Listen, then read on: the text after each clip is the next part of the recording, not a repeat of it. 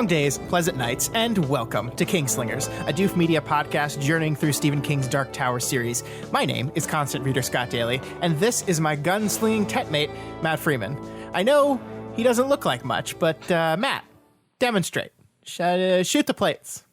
Pow, dang, pow, pow, pow. Wow, he shot them all, and I caught all the little pieces. That's you guys. You had to see it. It was incredible. Awesome. It was incredible. Mm-hmm. Mm-hmm. This week on the show, we are continuing our coverage of Book 5, Wolves of the Calla. We are wrapping up Part 1 of the story by reading chapters 4 through 7. And I did the math wrong on this one, Matt. I thought it was only 88 pages, and it was more than that. Yeah. My beautiful spreadsheet was wrong. As I was going through it this week, I was like, wow, this section's a long section. Yeah, feels like and then I did the thing where I'm like halfway through chapter 7 and I'm like, was I supposed to read chapter 7? Like go check the spreadsheet again. Yeah, it says I'm supposed to. Yeah, so it's going to be a long one, as per usual. That's okay, though, because the feedback we got last week from everyone was make your episodes longer. So this episode will be 17 hours long, and you're welcome. All right, so yeah, this is the one thing. I think this is a lot of pages, but the one thing that I think will give us maybe some... No, I actually think it makes it worse that this is a chapter of palavers, right? Or a section of palavers. Basically, all 3.5 of these chapters are just our characters sitting around talking and trying to hash things out, coming together to discuss what's going on with Todash, what's going on with these people from the Calla, who can we trust? It's a lot of talking. This is a lot of conversations. And so there's not a lot of action to kind of skip over and say, and then they fight a little bit.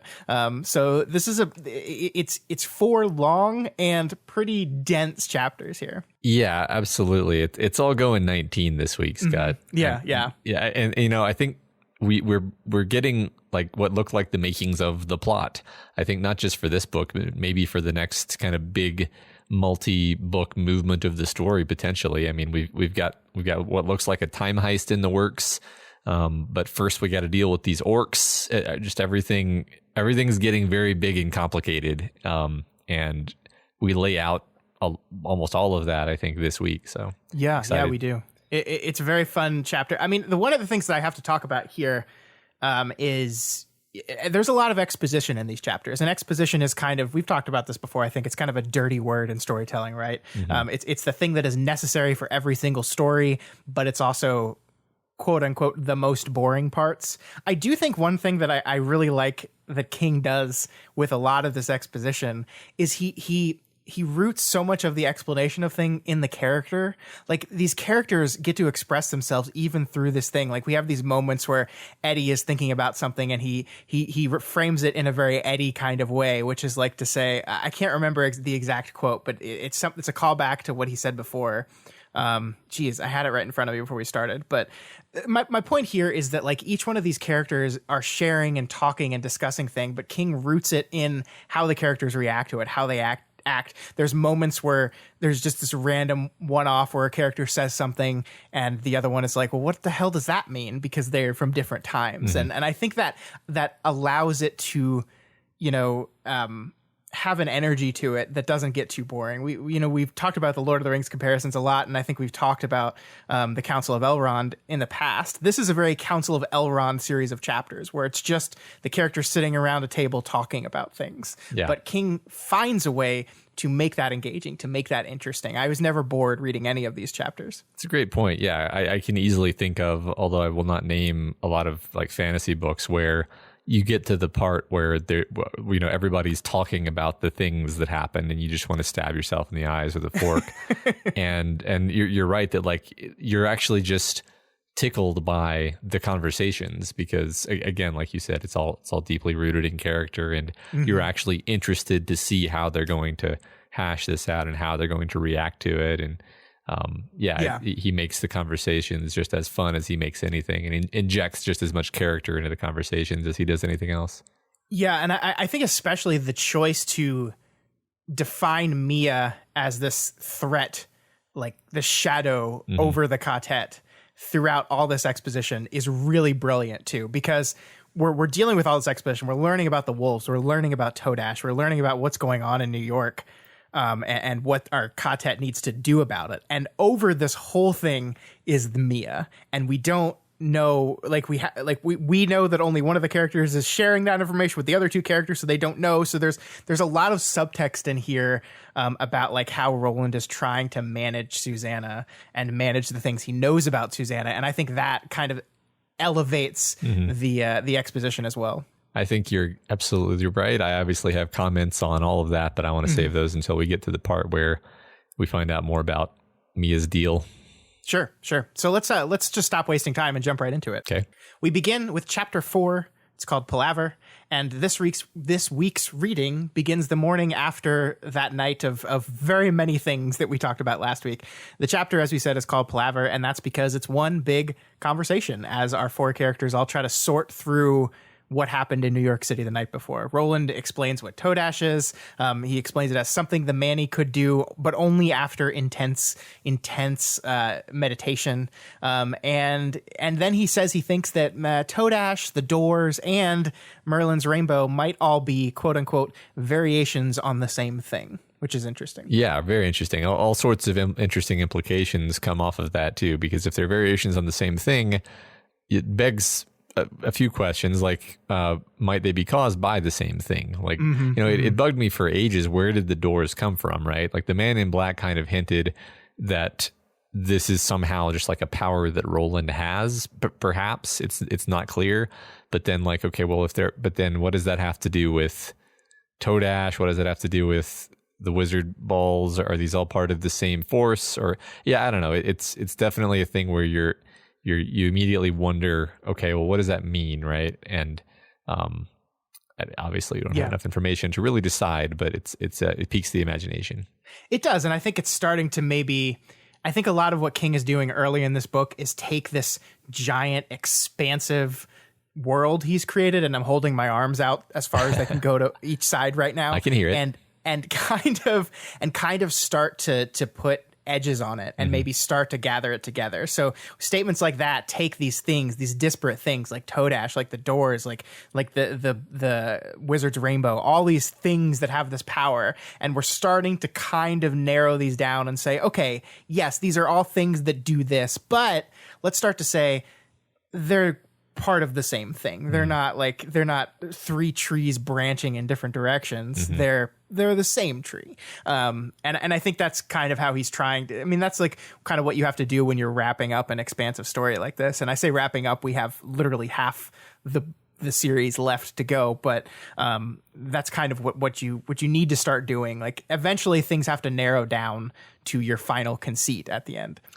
Yeah, it is interesting that it feels, we talked about this a little bit last week, how it kind of feels like King has switched modes a little bit into having his eyes on the prize ever since. And again, I'm saying this based on very little reading, but we kind of said after his terrible almost death, after his terrible accident, King sort of seems to be thinking, okay, I need to make sure that I finish this. Yep. And we got a lot of ways to go, but I think he's putting in places maybe some of these pieces that he's going to use on the way to that finish line. Yeah. I think, this might be complete speculation, but by the time this book was going through editing, I think he knows what his finish line looks like, which I don't think we could confidently say that in any of the previous books before. Okay, interesting. And I'm not saying when he originally wrote these words he knew. He's not that type of writer. But by the time book 5 is going through editing, I think he might at least have an idea of where book 7 will finish. Yeah, makes sense. Yeah. All right, so there's this one moment I really wanted to touch on with you here. They're talking about things, and Eddie says, "Sounds to me like these guys would have been right at home in Needle Park." He's talking about the Manny. And Susanna says, "Anywhere in Greenwich Village." "Sounds Hawaiian, doesn't it?" Jake said in a grave, deep voice, and they all laughed. Even Roland laughed a little. And I love this map because like the bum hug and 19 stuff that they've shared aside, I really love how King uses these moments to enforce the bond that the group has. They have their own little in-jokes. And actually, this is just part of the plot too, right? Like how the Ka-tet shares kef, as it's called, shares mind. There's this quote, sounds Hawaiian, doesn't it? This is the thing that the man in Central Park that used to play a saw would say. And this, when we originally heard this, it was reminding Jake of the sound of the thinny. But here's the thing, Matt. I went and looked this up because I was curious. At no point in this book or the book before it until this point does anyone in the Ka-tet say the phrase sounds Hawaiian, doesn't it, out loud. Mm-hmm. Jake doesn't say it out loud. Susanna thinks about it after Jake thinks about it. She doesn't ever say it out loud. They both just think it, but they don't say it. And here, Jake says it out loud, and they all laugh, even Roland, as if this is our joke that we've heard before. And this is Kef. This is their bond. This is their mental link in action, I think. Oh, holy shit. That's amazing.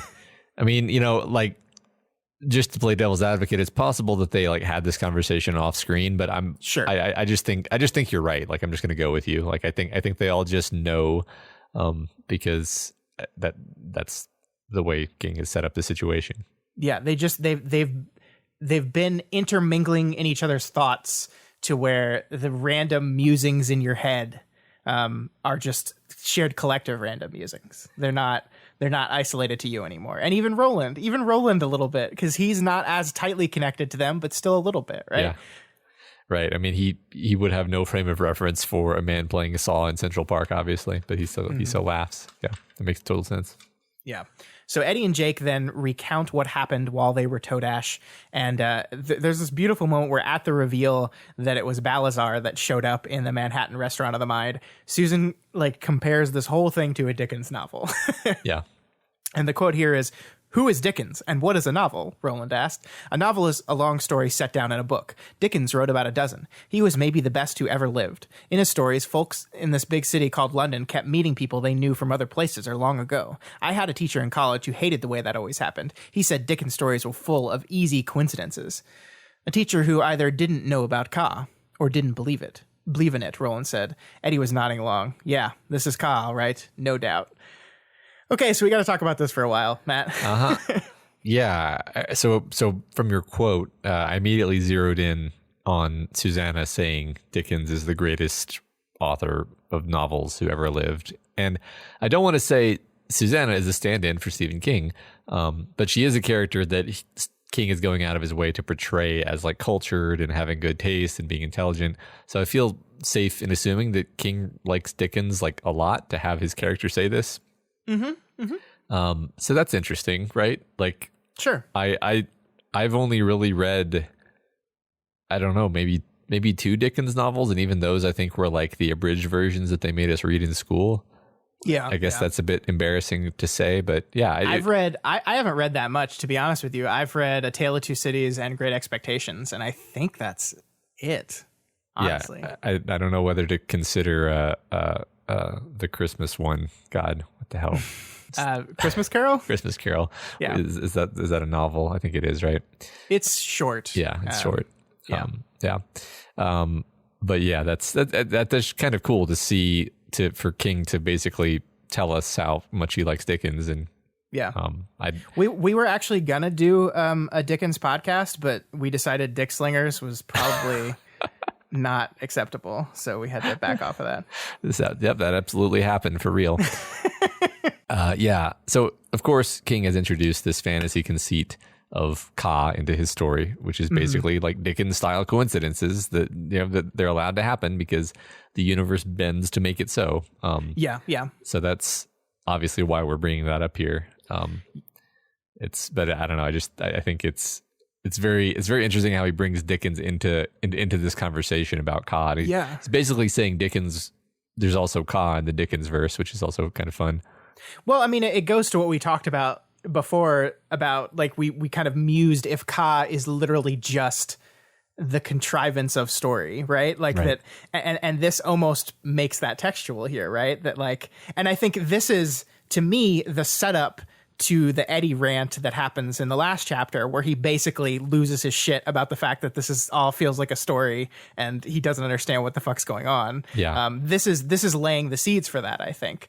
But I love this because, contrived is another dirty word when you're talking about stories, right? A lot of criticism that people will throw at stories is, oh, this just feels too contrived. And it is always funny to me because like everything in stories is contrived. Like that, it's by definition, it's a contrivance. But the goal of a storyteller is to try to hide that contrivance within the logic of your story. And I love that King here is like, no. He's like, no, I'm just gonna make contrivance an agent of my story. Yeah. This is a story about this thing, about this idea. I know I've mentioned this on this show before, but I think it's been a while since I mentioned the Wheel of Time and how that series literally has like a handful of characters who have protagonist power. It's like a specific, it's a fantasy element. They are the protagonists. They're in the universe. Everyone is aware that they have protagonist power, and the story bends around them to make things go well for them. And I always kind of wondered, or I haven't always. Now I wonder if maybe that author was being more clever and more interesting than I gave him credit for having used that tool. But it definitely, I'm sort of constantly reminded of that concept as I'm going through this, because it's like, what a clever and fun conceit to just be like, I'm going to do the things that make the story more fun, and my excuse is just going to be this fantasy conceit that I made up so that I could do that. Because like really, this is what I think happens. I think that Stephen King loves Charles Dickens, and then he probably had a college professor complain about Charles Dickens for having too many contrived story moments, and Stephen King was thinking, well, that's dumb. How do I love Charles Dickens. I want to write things the way Charles Dickens writes them.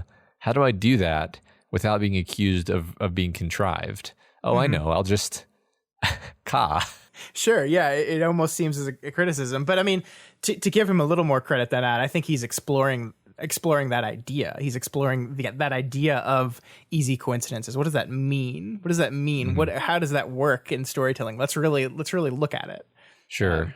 Well, so I know it sounds like a criticism. I actually want to clarify this because I think it's sort of important.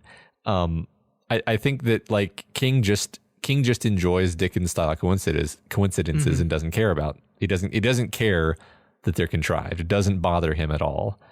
And he wants to be able to give that experience to other people, but he knows that other people are going to complain if things are contrived. And so he's just thinks to himself, well, I want to give this experience to other people. I want them to experience the joy of a Dickens-like story, and I want to do it in a way where they're not going to object and whine about contrivance. So I'm going to trick them. I don't see that as a criticism. I see that as a very clever way of like giving us a cool, fun thing that we might have otherwise rolled our eyes at if he hadn't introduced this idea. Sure. Yeah. I get what you're saying. Okay, yeah. Cool. We'll circle back around to this later, okay. I'm sure. Okay, so cool. I'll probably just save my talk for then. I get that I'm probably oversimplifying what Ka is too in this little mini rant, but Sure. Yeah. Do you think anyone ever called Charles Dickens Chuck? Think that happened? That just strikes me as an American name, but I feel like yeah, but like okay, so like an American comes over and sees Charles Dickens sitting at a coffee house drinking a coffee, and he's like, "Hey, Chuck Dick, probably Chuck Dickens." I mean, it must have happened at least once, right? This is why our episodes are always over 2 hours. So the Ka-tet then goes on to talk about Tower's original name, Torin, which is actually, as they say, specific here, is Dutch for tower. It's just Dutch that means tower. But it also, in that usage, means like the rook in chess, the tower piece in chess, which is... They were playing chess, if you recall, as when Jake first walked in there. And they also talk about how, hey, that's weird because like the Dutch Hill house was a place. And they basically are just like, fucking everything's going 19. Everything is just, the coincidences are just stacking up on top of each other again and again and again. Yeah. Yeah. And at this point, like you're like, but why? Like, is it drawing their attention to these things, or... Like that's all you can think of at this point. You're just like, it's drawing their attention to specific things in the things that it's showing them by if it's 19, then you're supposed to pay attention to it, I guess. Sure. Yeah, I mean, speaking of which, guess what name has 19 letters in it, Matt? What name? Claudia E. Inez Bachmann. Uh-huh. If you want to do this, if you want to take some time and go back and listen to last week's episode, you'll see where Claudia is introduced into the book. There's this like awkward long pause, and I think I edited some of the pause out in post, but like there's this long pause where I'm tripping over my words because like I got really, really close to saying, "Hey Matt, how many letters does Bachmann's name have?" Uh-huh. But I stopped myself because I knew the book was going to make it textual. I couldn't remember exactly where it was, but I knew it was coming up soon. So I was like, I'll just wait. But like every inch of me really wanted to go just like, hey Matt. Hey, Matt. Oh my God. I wonder how long you could have dragged that out, just like making increasingly unsubtle hints and me just continuing to fail to get it. Probably half an hour, I think. Probably. Yeah. They start talking about the paper that Eddie read just before the end of the Todash. And the Ka-tet is just as confused as we were, Matt, because, well, this agreement doesn't really make sense. Uh-huh. And Susanna puts it best here. What does it boil down to when you stop and think about it? I, Calvin Tower, agree to think about selling you my vacant lot. You pay me $100,000, and I'll think about it for a whole year. When I'm not drinking coffee and playing chess with my friends, that is. And when the year's up, maybe I'll sell it to you, and maybe I'll keep it, and maybe I'll just auction it off to the highest bidder. And if you don't like it, sweet cheeks, you just go spit. And this is fun because I think like you were confused last week, and I was enjoying your confusion, and I was also kind of feigning confusion as well, because it doesn't make a lot of sense. The agreement on its surface doesn't make sense. Why would you pay someone $100,000 for basically nothing? Yeah, right. It was funny because I remember like I started to go through it, and I was like, I think I get it, and then like halfway through, I was like, well wait. But yeah, I mean, like you have to wonder. Or at least I was wondering, like, why didn't Balazar's men pull out the blowtorch and pliers once they were in the back of the store? Like, if they want this from him and they're willing to, apply mobsters to the problem, then you'd think they would just have it from him, right? But they don't, and they haven't. And like at this point, I have a bit of a harebrained theory that maybe it has to be willingly given. Which actually reminds me a little bit of vampire lore, that like you have to willingly, and you have to invite the vampire in. Sure. And maybe in this case, like you can't just drive in there and crush the rose. The rose has to be willingly given to you by, its guardian or by whoever's responsible for it. That's like the only logically consistent reason why they don't just like make him give it to them.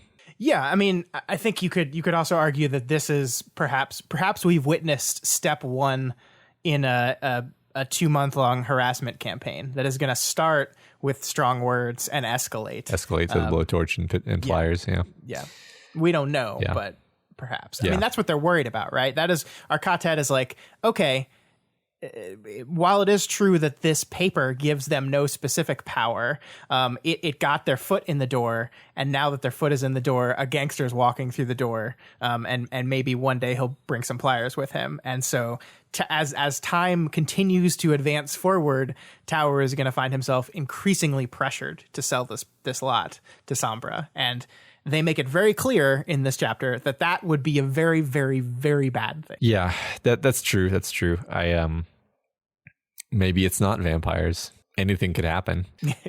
Yeah. So they call Tower a guardian of the rose here, right? Which I think is really fascinating because like they're basically saying that this is like prime real estate, beautiful New York real estate, and he's not selling it not because he doesn't need the money. He needs the money. He runs this money pit bookstore, but because there is something inside him that is telling him not to.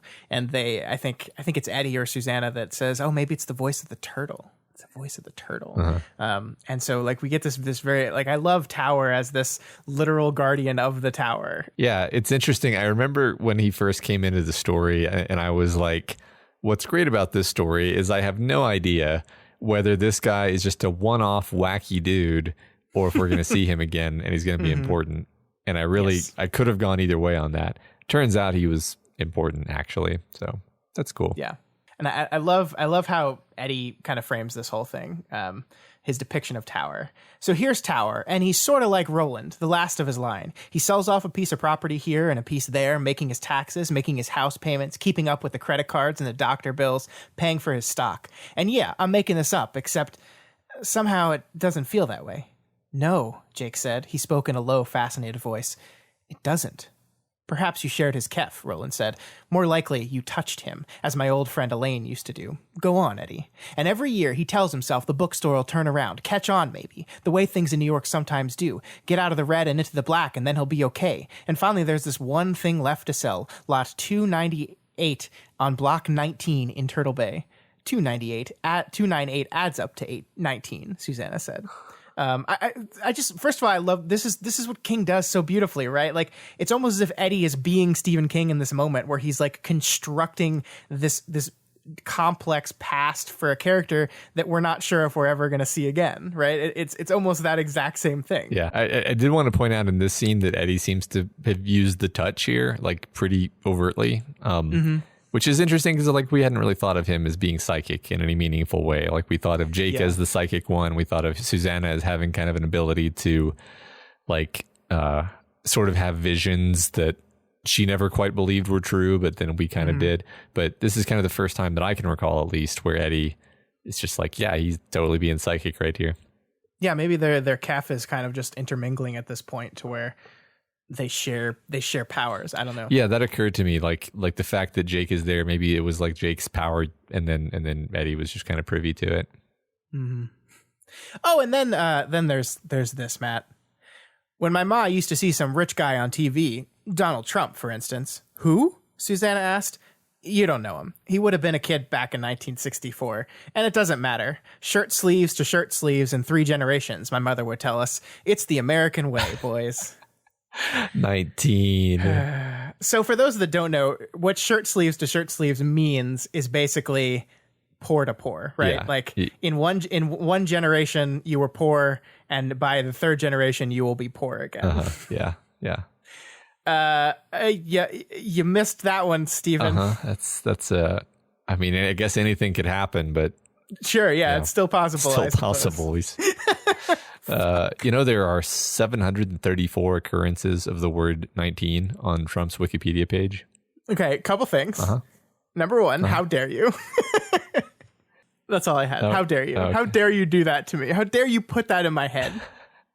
I mean, I'm going to, as everyone is just sort of reeling at this, I'm just going to mention that like most of the things in his life happened in years. Yeah, you just did a find 19, right? Yeah, so this is everything that just happened in 1990 something. Correct. Or 1980 something. Correct. Yeah. Which makes you wonder, maybe that's part of the whole 19 thing, huh? Oh, I mean, everything that's happening in the story is happening in the 19 blanks. That's very true, Matt. I mean, that's very true. I don't think that's not necessarily nothing.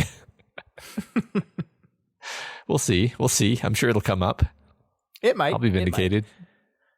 So the Tet is talking about the eeriness of so many things adding up to 19, and then this wonderful moment happens that I just had to bring up because Oi is the best character in the book. What's blue car syndrome? Jake asked. When you buy a blue car, you see blue cars everywhere. Not here you don't, Jake said. Not here, Oi put in. And they all looked at him. Days, sometimes whole weeks would go by, and Oi would do nothing but give out the occasional echo of their talk. Then he would say something that might have almost been the product of original thought. But you don't know. Not for sure. Not even Jake knew for sure. I love Oi. Matt, I love Oi. I do. I continue to love Oi. And I continue to wonder, like, it's so interesting because Oi's purpose in the Wastelands was pretty clear to me, I felt.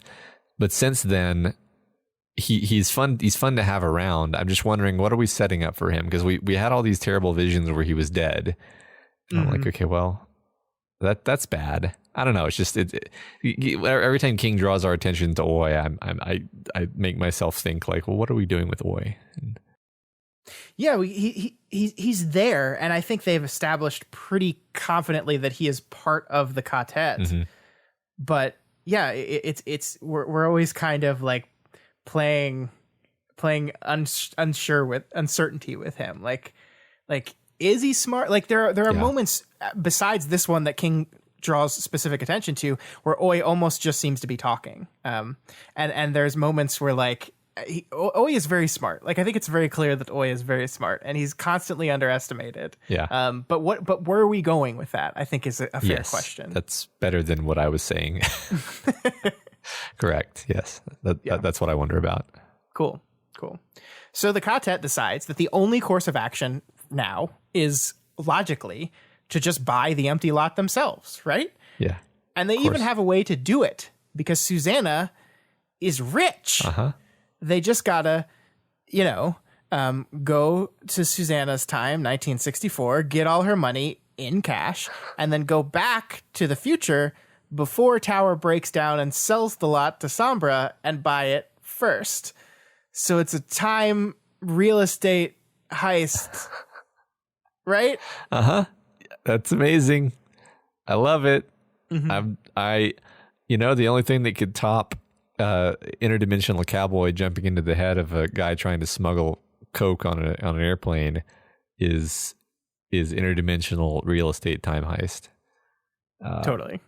I mean, like, and as soon as they start into this, you just know something along these lines is gonna happen. Like, even though Roland is quickly like, guys, that's completely impractical. We don't have any way of doing that. You're like, yeah, come on, Roland. They're gonna do it. They're gonna figure it out.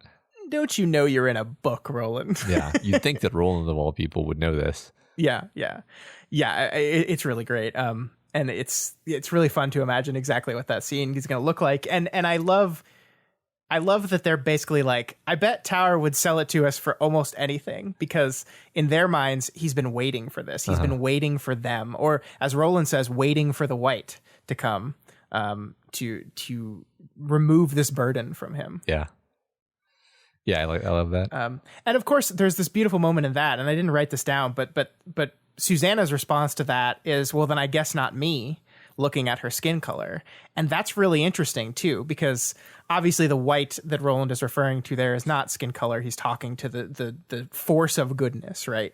But Susanna is saying this kind of tongue-in-cheekly, but also we know that there's this Mia in there, right? Like this and possibly this demon in there that is representative of the opposite of the white. And I think that's a really fun kind of double meaning. Yeah. there. Yeah. So when she's looking at herself, she's not just thinking of her skin color. Mm-hmm. It's interesting because it had occurred to me before, this idea that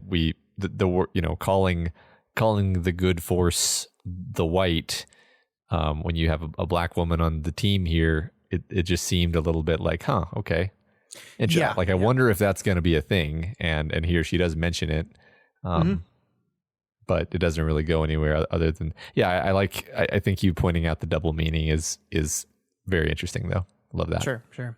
Speaking of Susanna and of Mia, there's this really great moment here where Eddie and Susanna are talking about Moses Carver, who is the accountant who took over Susanna's father's estate after he passed away. And Eddie's kind of questioning whether or not Moses Carver would be loyal to Susanna, whether if they go back to the 1964 and ask him for the money, if he'll have it or not.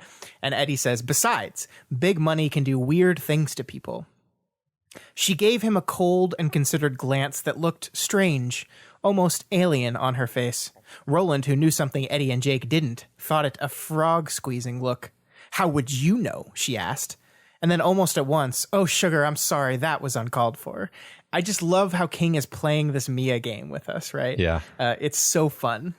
It's so great. It's so, and like you're often not sure that it's like, it could just be, it could be nothing, but we know it's not nothing, Yeah. And it's always on the edge where like the other characters who aren't Roland could be like, oh, that was kind of mean, but sometimes people slip up and say things they don't mean. And so like, it's never, you do wonder like, how far is this going to get? How bad is this going to get before Eddie catches on to something? Like, is Eddie ever going to catch on to it, or is Roland going to have to tell him, or is something going to have to happen that forces the issue? Like it makes you, it puts all these questions in your mind, and that's, good writing and good drama. Yeah. I mean, I love the moment where like, it was in last week's reading, but where Roland is like wondering, does Eddie realize this and is just like choosing to look away because he doesn't want to acknowledge it? And there's that moment when they're Todash where Susanna is like part Mia, and Eddie looks at her and kind of stares at her and then looks away. And Roland is like watching him do that.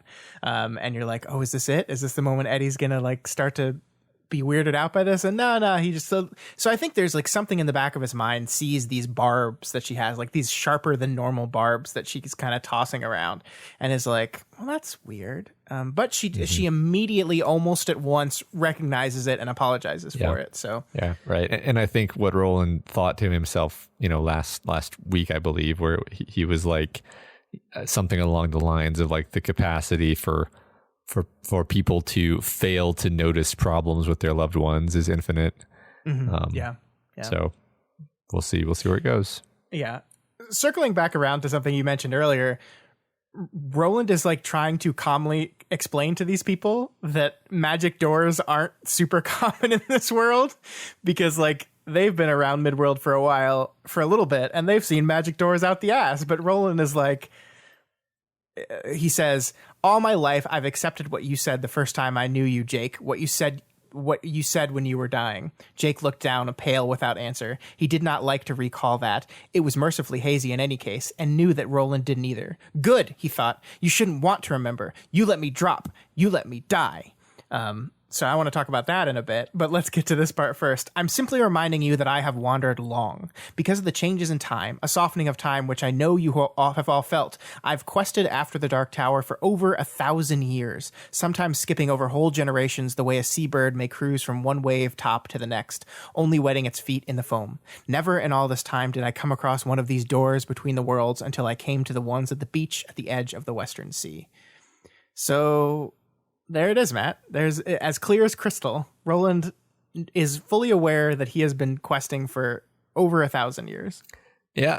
Sort of answers my confusion from last week about Gilead being 1,000 years gone. So in a sense, that's wrapped up. I mean, we don't really know how Roland accomplishes this. I mean, I guess we're just meant to assume like sometimes you walk through an area where time is soft and you come out the other side and you realize 100 years has passed, or something like that.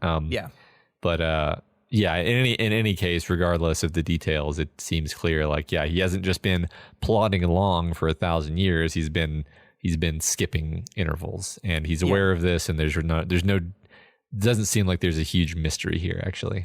Yeah, and I think this is a result of King kind of making up his mind on this kind of stuff. I think in the past books he had left this intentionally ambiguous a little bit. And I think in this book he's kind of come to his conclusion about what exactly this is, and part of this, the point of this paragraph here, is to state this definitively and say, okay, this is what I've decided now. It's not going to be nebulous anymore. This is what happened. Yep. And it's good, right? Like I think it's good to sort of just put the lingering questions a little bit to bed. I still feel like there's unanswered questions, but I feel a lot less like utterly confused about this now. So sure. I did want to highlight Jake's reaction, though. Right? Yeah.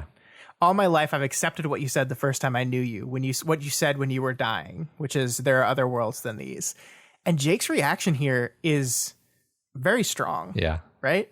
Good, he thought. You shouldn't want to remember. You let me drop. You let me die. And he's thinking this to himself. But you have to wonder if Kef means everyone's picking up on these emotions that he's throwing out there right now. And not that I'm saying here, geez, Jake, you really should have gotten over this thing by now. But it does seem interesting that he is very, very, like, extremely angrily reactive to just even this being brought up.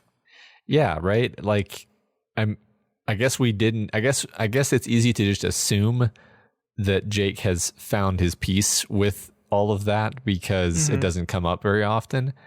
But I think it's equally likely that it's just like it doesn't come up very often because it's a fucking sore subject. Yeah.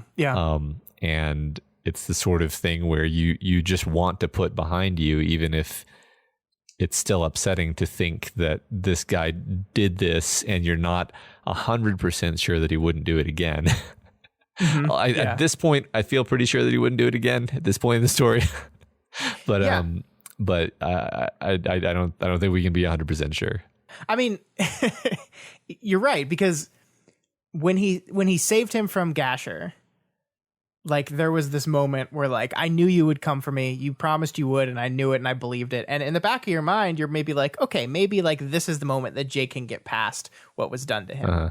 And yeah, I mean, I think we see here that he hasn't really yet. I mean, he's not angry enough to verbalize these feelings, but he's still definitely thinking them. And I wonder, you know, as the story goes on, if this is going to circle back around in an interesting way. If King is kind of going like, hey, don't forget that this happened. I'm reminding you, reader, that this happened so we can do something with this later. Right.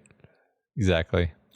I mean, it does seem like the sort of story element where it would be a bit of a shame if it was just like that was a weird oxbow in the story where we killed this character and then brought him back to life, and all that came of it was Roland learned that he shouldn't have done that in the first place. Mm-hmm. Like it seems just in a sort of like narrative, actions must have consequences sense that there should be more that comes of it. Sure. Yeah.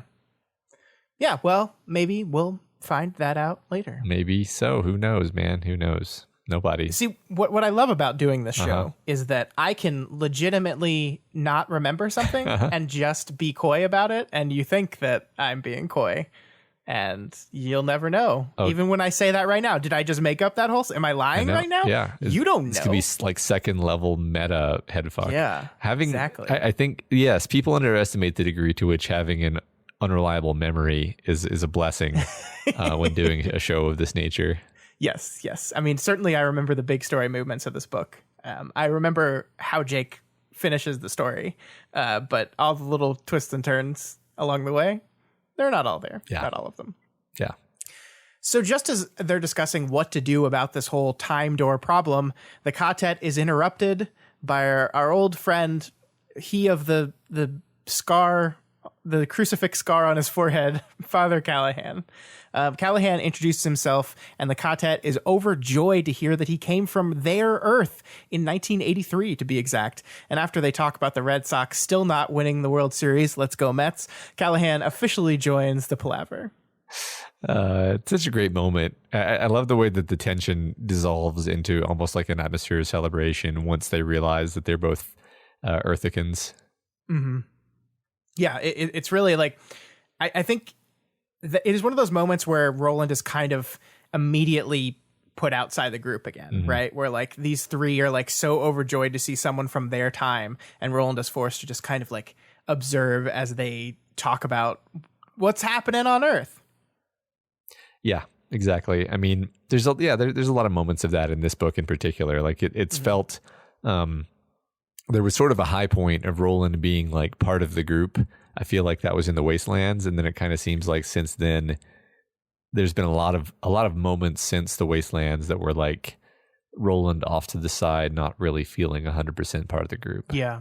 Well, and one of the interesting things that happens right after this, and this is occurring to me now, and so I haven't really had time to process through it, and I don't want to conclude on it too harshly, but right after this, Roland immediately starts like talking about ancient traditions, which are things that nobody else that none of his Ka-tet know about, but Callahan does because he's read a book about it, and he's not filling in the rest of the Ka-tet at all. Like he does not fill them in on what any of this means, and they're confused the whole time. And like part of me wants to read this as, oh, I don't know what the fuck a Mets is, but how enjoy the tales of Arthur, assholes. Right? Yeah. Have you ever heard of King Arthur? Oh, you have? Oh, bummer. No, that's hilarious. I like that. So Callahan tells him that the other group nearby was from the Calla, as you had originally guessed last week, and they're here to see if Roland and his friends can help them with their little problem. What I love about this so much, Matt, is that what's happening here is kind of old hat for Roland. He knows immediately what's going on. He says right away, "Do you come for aid and succor?" Roland asked. There was only mild curiosity in his face, but Eddie Deem felt a deep, deep chill. The words seemed to hang there, full of resonance, nor was he alone in feeling that. Susanna took his right hand. A moment later, Jake's hands crept into Eddie's left. So, like, what Roland just said there, those words had power behind them. He already knows what's going on here, and he says it like he's just chill about it. Yeah. Chill in a different meaning than the deep, deep chill that's described here. But there's power in those words. Yeah. It's almost like he's saying a magical incantation or, part of a ritual, right? Mm-hmm. Yeah, and we get told basically that if they ask for help, Roland and his group would help them, but the gunslinger cannot convince them. That's not how this works. They have to ask themselves. They have to. This is a whole ritual that's happening, and like I just joked about, King totally hides this ritual from us. Our Roland knows about it. Callahan knows about it, but we are not really let in on it, and we have to kind of guess at the from the sides of the little bits and pieces that they're throwing at us, little hints that there's some formal process going on here. Some question, like they talk about the 3 questions, and we just don't know what any of that means. But we know something big is happening here, and something big is going on, and some grand formal tradition. But King keeps it from us. Yeah, he's being unusually coy. It's interesting. There's a lot inside Roland's head that's telling us basically like, if they ask, he can't refuse. I think that's there to be read between the lines. And like the other thing is, I don't think he wants them to ask. Like I think that if it were up to him, he would try to scare them off, but he can't. He doesn't seem to be able to make that clear to them either. So like I don't know. It's really interesting because, it seems like he is willing to accept this as part of Ka's plan, especially once he finds out about Black 13. But I don't know. I found a lot of Roland's behavior throughout this whole interlude perplexing. There's more to talk about in a bit, actually, but yeah, it's all very perplexing, and the way King is writing about it and sort of hiding from us like what is exactly going on here is also a little bit perplexing. Sure, and I think by the end of this week's reading, it becomes a little even more clear that it's not even so much that these people have to ask. It seems by the end of chapter 7, what Roland is basically saying is, if they go there and find out that they can help them, they have to. Like the way these 3 questions are framed is not these people have to ask Roland these questions. It's the questions are asked from Roland to these people, right? Like the first one is, do you come for aid, right? Do you need help? Do you need help? Can I be of help? And that I don't know. I'm guessing on the second question, and maybe some third. And if the answer to all these questions is yes, then choice has been removed from the equation. Yeah. That whether or not you, the citizens of the Calla, want me to help, whether or not I, the gunslinger, want to help you, it doesn't matter at that point. We're operating under a tradition older than us, and we have no choice in it. Yeah, gunslinger's gonna gunslinger. Right. And by definition, they have to be gunslingers, and I think that's why there is this mythos of the gunslinger, this mystique. Sure. And the interesting thing about this is Roland is like frustrated that they're not getting this, but offers no explanation for it. It's almost as if like to explain a tradition as grand as this would cheapen it in a way or something. Yeah, I mean, I sort of feel. I mean, like I said, it's like he's frustrated that they don't really understand the mystique of the gunslinger, this has been lost from the world as far as he can tell, and it's sure maybe a bit saddening to him, but he still has to live up to it. Yeah, and I think the fun thing is we're also seeing this from the perspective of our Ka-tet, who know nothing about this, and they don't know what's going on. They know there's power to it, and they know that Roland is getting them involved in something that is going to be dangerous, right? Yeah. And I love this because Eddie's like, but I'm not a gunslinger. Like, I can't help with this. I'm not a gunslinger. And then there's this wonderful passage here. But no. Eddie had known who they were since River Crossing, when the old people had knelt in the street to Roland. Hell, he'd known since the woods, what he still thought of as Shardick's woods, where Roland had taught them to aim with the eye, shoot with the mind, kill with the heart. Not 3, not 4, 1. That Roland should finish them so, complete them so, was horrible. He was filled with poison and had kissed them with his poisoned lips. He had made them gunslingers, and had Eddie really thought there was no work left for the line of Arthur Eld in the most empty and hussed-out world? That they would simply be allowed to toddle along to the path of the beam until they got to Roland's dark tower and fixed whatever that was wrong there? Well, guess again. It's so great.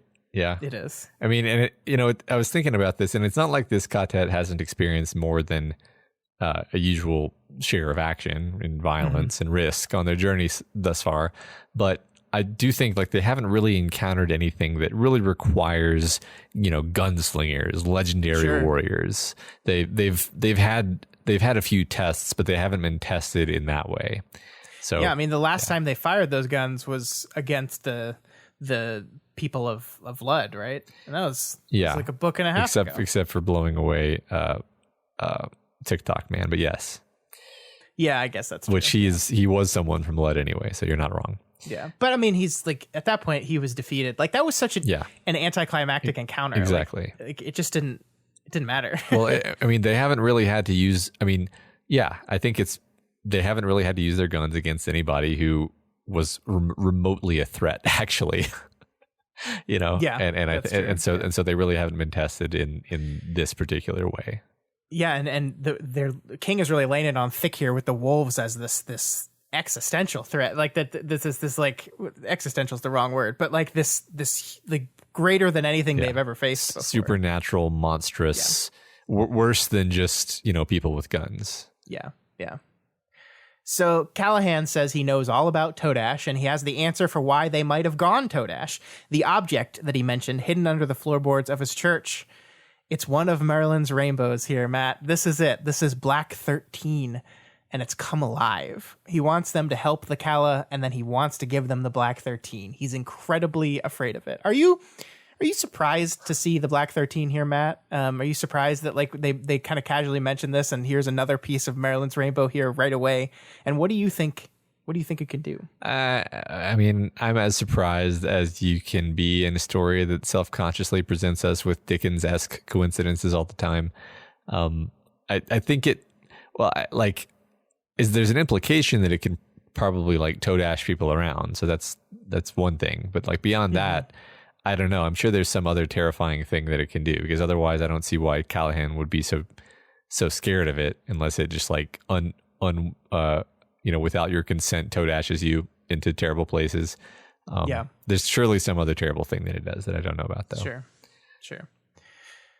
We'll find out, maybe. Yeah, I don't know. I wish Black I could guess, 13. but like, I mean, you okay? So let me just like you mentioned this idea that the different orbs maybe like prey on different negative emotions, but like I can't think of like another possible negative emotion other than just like I don't know, there's hate. Sure. Yeah. All right. Well, let's keep reading. Okay.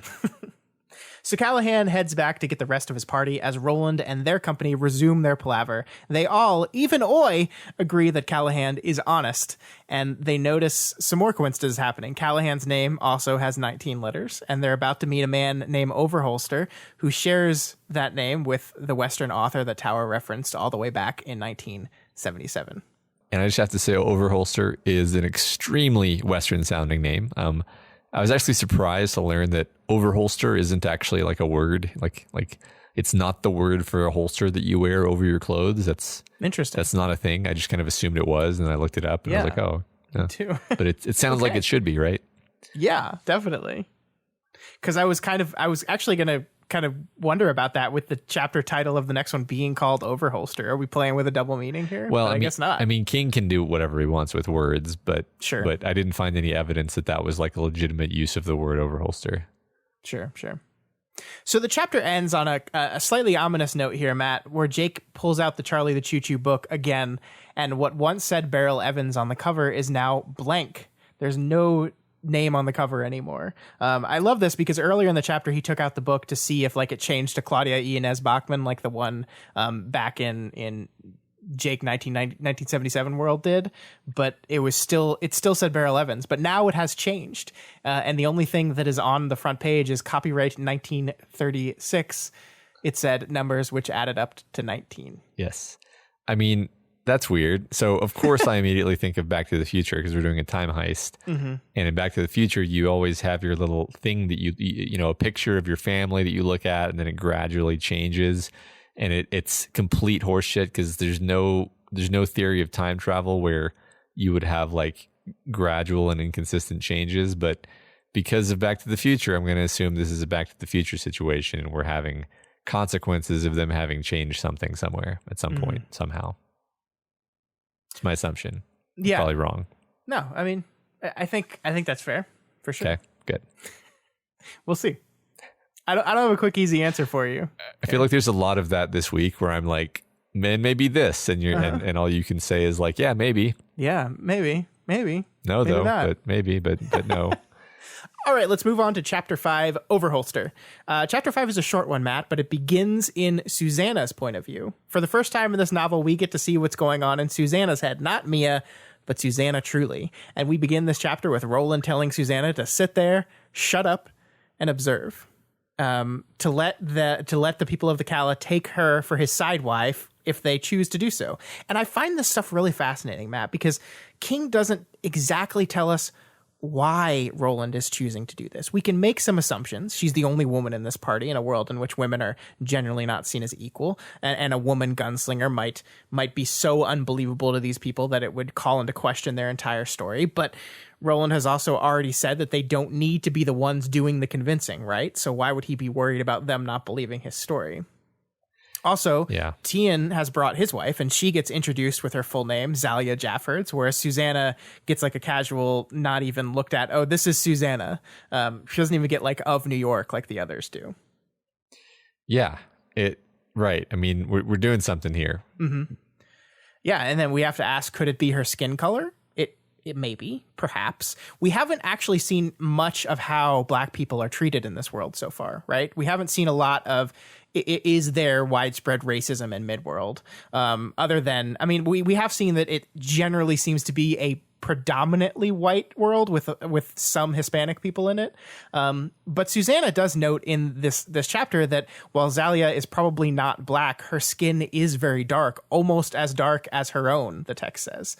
So it doesn't seem to be because she's Black. No, it doesn't. I mean, the whole race thing is utterly confusing anyway, because you've got like Hispanic people, but Hispanic like refers to a specific ethnic group on Earth. Like, yes. Why would there be like they're like it's not. Sure. Doesn't make any sense, but okay, you know. I mean, the book even you know in this very chapter is like, why does he have a Stetson hat? This is a fantasy world without like this is nonsense. Yeah. And I mean, he's not doing this because Roland is worried she'd say something stupid. Yeah. Because he doesn't tell Eddie to shut up. In fact, he does the opposite, and he calls Eddie over to be part of the small council with Overholster later in the chapter. And well, he's Eddie. He's the mayor of saying stupid things. He's definitely going to say something stupid. Yeah. So what's the deal here, Matt? What do you think? Why is Roland choosing to do this? I mean, I figured Roland just wants Susanna to stand back and observe because he trusts her eyes and her observational skills more than he trusts the others. Mm-hmm. And I suppose it's also possible that he might find useful the idea that people might badly underestimate one of his gunslingers, like have them sort of as an ace in the hole. Sure. I'm not sure why exactly, because these people aren't really enemies. But yeah, I mean, it didn't strike me as like a racial or a gender-based thing. I thought it maybe more of a tactical choice, but I don't know if we have seen the rationale for that tactical choice. Sure. Do you think there maybe is anything Mia related to it, that he's maybe a little less trusting of her than he normally would have been? In the sense that like she might, like some Mia might leak out and kind of ruin this interaction. Mm-hmm. It's possible. Yeah. I mean, it makes sense. It's not something that occurred to me though. Okay. Yeah. Well, we'll keep this in mind as we go through. It really stuck out to me this time. Like, Roland, what are you doing this for? Like, cause I mean, like, he's never done this in any of the meetings they've had before, right? Like when they met the people of River Crossing, he didn't do this to Susanna. And it just really jumps out at you here. Right. Because it's not like he needs to impress these people, right? Like, yeah, right. Yeah. Again, I think this is all part and parcel with the whole Roland is there's something going on. There's some, I don't know, some ritual he's enacting here that I just don't understand, and I don't think I'm meant to, but maybe this is part of that. Yes. So while Susanna is observing the introductions, she thinks to herself about how she is definitely not pregnant. Sure, she has all the symptoms of pregnancy, including morning sickness, and she's got migraines again, but Matt, she's still menstruating, so it can't be pregnancy. There is, of course, a perfectly reasonable explanation for all of this. And the text says, of course she knew what it was all about. It didn't take a rocket scientist, as Eddie sometimes said.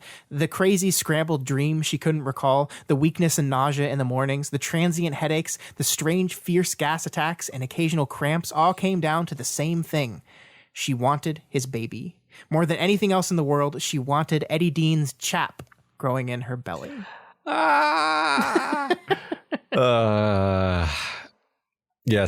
Yes, Susanna, all perfectly reasonable. No, I mean, it sucks, right? Because it's exactly the same sort of delusion, right? Yeah, this is very much drawing of the three, reminding that this takes me right back to Odetta Holmes and the way she explained away the missing Detta moments. Yeah. Also, by the way, since we know she is pregnant, but she's still regularly bleeding, that's real bad. That's horrifying. So, yeah. I mean, it makes the pregnancy clearly ominous and otherworldly, right? It adds on what we've already seen with Mia. And of course, there's the usage of chap here, which is just supercharged, chilling, right? Yes. She doesn't say Eddie Dean's child. She says Eddie Dean's chap growing in her belly. Right. Oh, it's so good. Which to me, like, I'm never going to be able to hear that words in a non-extremely ominous and uncomfortable way. Yeah, it's really good. And we're forced to conclude that something unnatural is happening inside Susanna right now, yes. Which we could have already, gotten there with the last chapter, but this just confirms it. Yes. So we then observe, through Susanna's point of view, the introductions between the two parties. We meet Cy Overholster, a rich man in a very expensive, as you said, Stetson hat. I really love the way King introduces Overholster as a character to us. So here's the text here. Heil, Roland said, let me be Roland to you, if it suits. May your days be long upon the earth, Cy Jaffords. Tian, please. And may you and your friends have twice the I'm Overholster, the man in the white Stetson broke in brusquely. So, this is a big deal, I think. But we're kind of forced by comparison to think of the meeting between the people of River Crossing and the meeting between the people of this Calla, right? The people who bowed and scraped and lined up to get a blessing from the gunslinger. And here we have one of the oldest traditions we've seen in the book, which is, the one we start and end every show with, is rudely interrupted by this character, and it's just a perfect way to establish who this guy is. Yeah, for sure. And maybe also a sense that this is not a place that's going to respect the name of the gunslinger as much as other places have. I mean, it may just be making a comment about Overholster as an individual, but also the way it's all set up. I mean, I don't even think he believes they're gunslingers. It's a place so distant from Midworld and Gilead, both in time and space, that it's just it's like if a knight showed up at your office, and was like, I want to help you deal with your business problem. You'd be like, I don't believe you. This is confusing. Yeah. I mean, I think the thing we kind of have to wonder is, are the people of the Calla more like Overholster or more like Tian, who seems reverential to him as a gunslinger? Tian still bows. Tian still honors him as this person, and we don't know that yet. True. So it can't 100% be the times, because Tian does seem to have the proper reaction. Yeah. So Jake makes a friend out of Sleipman the Younger, who is just fascinated by Oi and all the things he can do. And I find that little friendship that quickly forms there just adorable. Me too. Absolutely. So Overholster takes Roland and Eddie aside for a conversation. And I really love Roland here in this entire conversation. King's choice to not really let us in on all the exact rules of this ancient custom really pays off here to me, because Overholster doesn't seem aware of them or doesn't care. And so we just kind of look at Roland as he navigates this entire thing, and we don't know what he's playing at or why, but we can just admire the way he handles Overholster here. And I love this. Like, Roland is like the king of one-liners, right? "I'm Roland of Gilead," the gunslinger said. "From the line of Eld, you do say it. By watch and by warrant," Roland said. "But Gilead," Overholster paused. "Gilead's long gone." "I," Roland said, "am not." It's just, it's so good. I love it. It's yes, like you said, perfect. Mm-hmm. And then at the end of the chapter, we learn that Overholster's middle name is Dale, because of course it is. And so he's Wayne Dale Overholster. That's 19 letters. Wayne Dale Overholster. It's got to be the most Western goddamn name I've ever heard. Well, he's got that white Stetson hat. Yep. What a guy. What a guy. It's pretty funny. I like how Western he is, and then we're coming up on Eddie's breakdown. I can't wait to get there. It's perfect proximity. Yeah. So let's move on to chapter 6, titled "The Way of the Eld."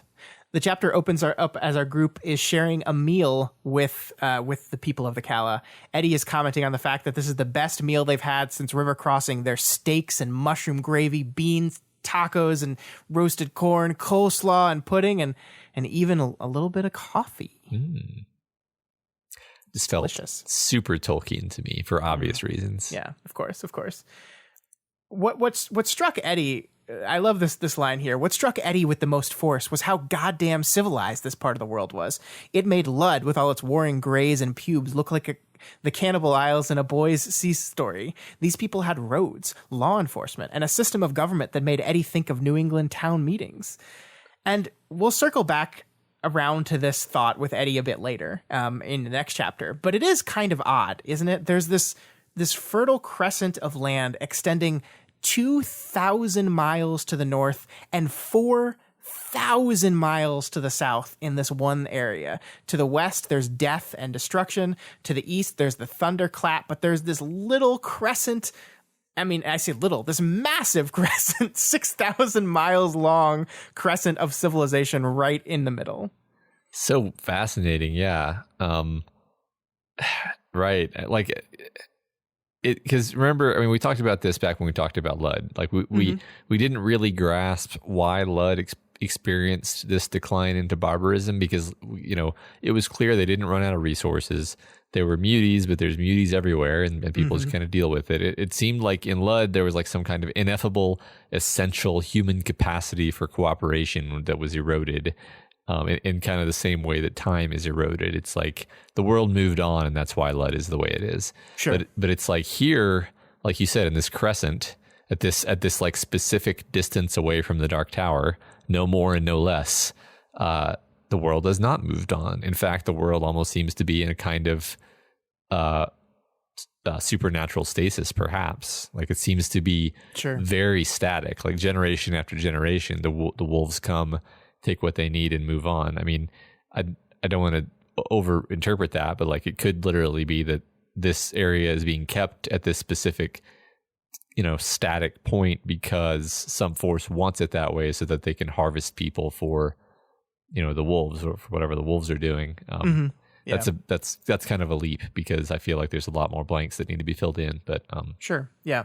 I mean, I like, you know, I think it was, I don't remember how long ago it was, but a while ago you reasoned that like the destruction and collapse is starting at the tower and like fanning outwards, right? And this little spot right here seems to directly contradict that. And it raises a lot of questions. Yeah. I mean, am I mistaken in thinking like by visualizing it as a crescent, it's sort of a fraction of a circle equidistant from the tower? That's my read. Yes. How I visualize it. Yeah. So while wiping his ass, Eddie bumps into the robot Andy, and he gets his horoscope. Andy says he'll go to Calla, New York again this very night, and will, quote, meet a dark lady. Which is interesting, because all because he goes, he does go to New York, and all I can think of is that he meets Mia, right? Like, what else could that really mean?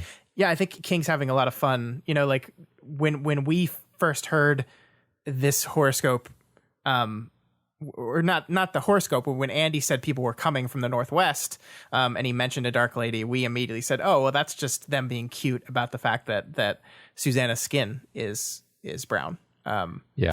But yeah, we've introduced Mia, and we see specifically while they're Todashed that this is at least partially Mia, by the legs, by the way she's acting. That I think the text specifically says that, like, she went Todash while she was while the change from Susanna to Mia was occurring, like right in the middle of that thing, and so the resulting person is kind of half and half. And so yeah, we do see there is Mia here for sure. And so yeah, is that the dark lady? Interesting. Now I need to go back and Control F for dark lady for all the previous books, because I think I had always assumed that the dark lady just sort of referred to Susanna Detta Odetta, this person, this form. But now I'm wondering if the dark lady didn't always refer to Mia specifically. And I've got some thoughts later on that might support that, actually, now that I'm thinking about it. Cool. So. All right. Well, I hope we get to circle around to that. Yeah. So Eddie tries to find out some more information about the wolves here, and it's this beautiful moment where we're like, oh my God, are we going to get all this information? He asks Andy like 40 questions, and it's like everything that you and I have been wondering about since this book started. And we're like, yes, here we go. And then Andy's like, what's your password? And we're like, fuck. So I love that it says that Andy knows this information, but he cannot share it because of Directive 19. And Eddie does not know the password. And he gets one more guess, though. Only one more. I thought the password was going to be 19. That would be funny. Yeah. I was like, is the password just going to be like Tower or 19 or something? I'm like, no, it's going to be something Dickensy where it it's like, oh, obvious in retrospect. But sure, I don't know. I don't know what the password is. What I love most about this conversation, though, is that there's multiple times throughout this interaction Eddie is having with Andy that he detects a sort of smugness on the part of the robot. That he says specifically, does he enjoy the discomforts of humans? Yeah, it's interesting. It's not a vibe that we've gotten off of Andy prior to this point, but no. But Eddie definitely picks it up, and I think I kind of trust Eddie's judgment here. Mm-hmm. But yeah, hey, so like it's like he's enjoying having information. Yeah, that Eddie doesn't have. Well, yeah, I mean, it reminds me, like I mentioned, a possible connection to Blaine, where he likes horoscopes in the way that Blaine liked riddles. It's like he doesn't act like Blaine, he doesn't sound like Blaine, doesn't talk like Blaine, but like a little bit of the smugness reminds me of Blaine for sure. Yeah. So another thing is like I don't know if this was like painfully obvious, and it's not even worth pointing out, but like Andy the android, you know, Andy as in Andrew, Anders, the root word for man. So it's this robot that calls himself man, basically. And I was like, okay, well, is that anything other than just, yep, Andy the android makes sense. Yeah. Cool. I mean, is it anything? Yes, it's an android that calls himself man. Yeah. Okay, cool. That says something for sure. Sure. Okay.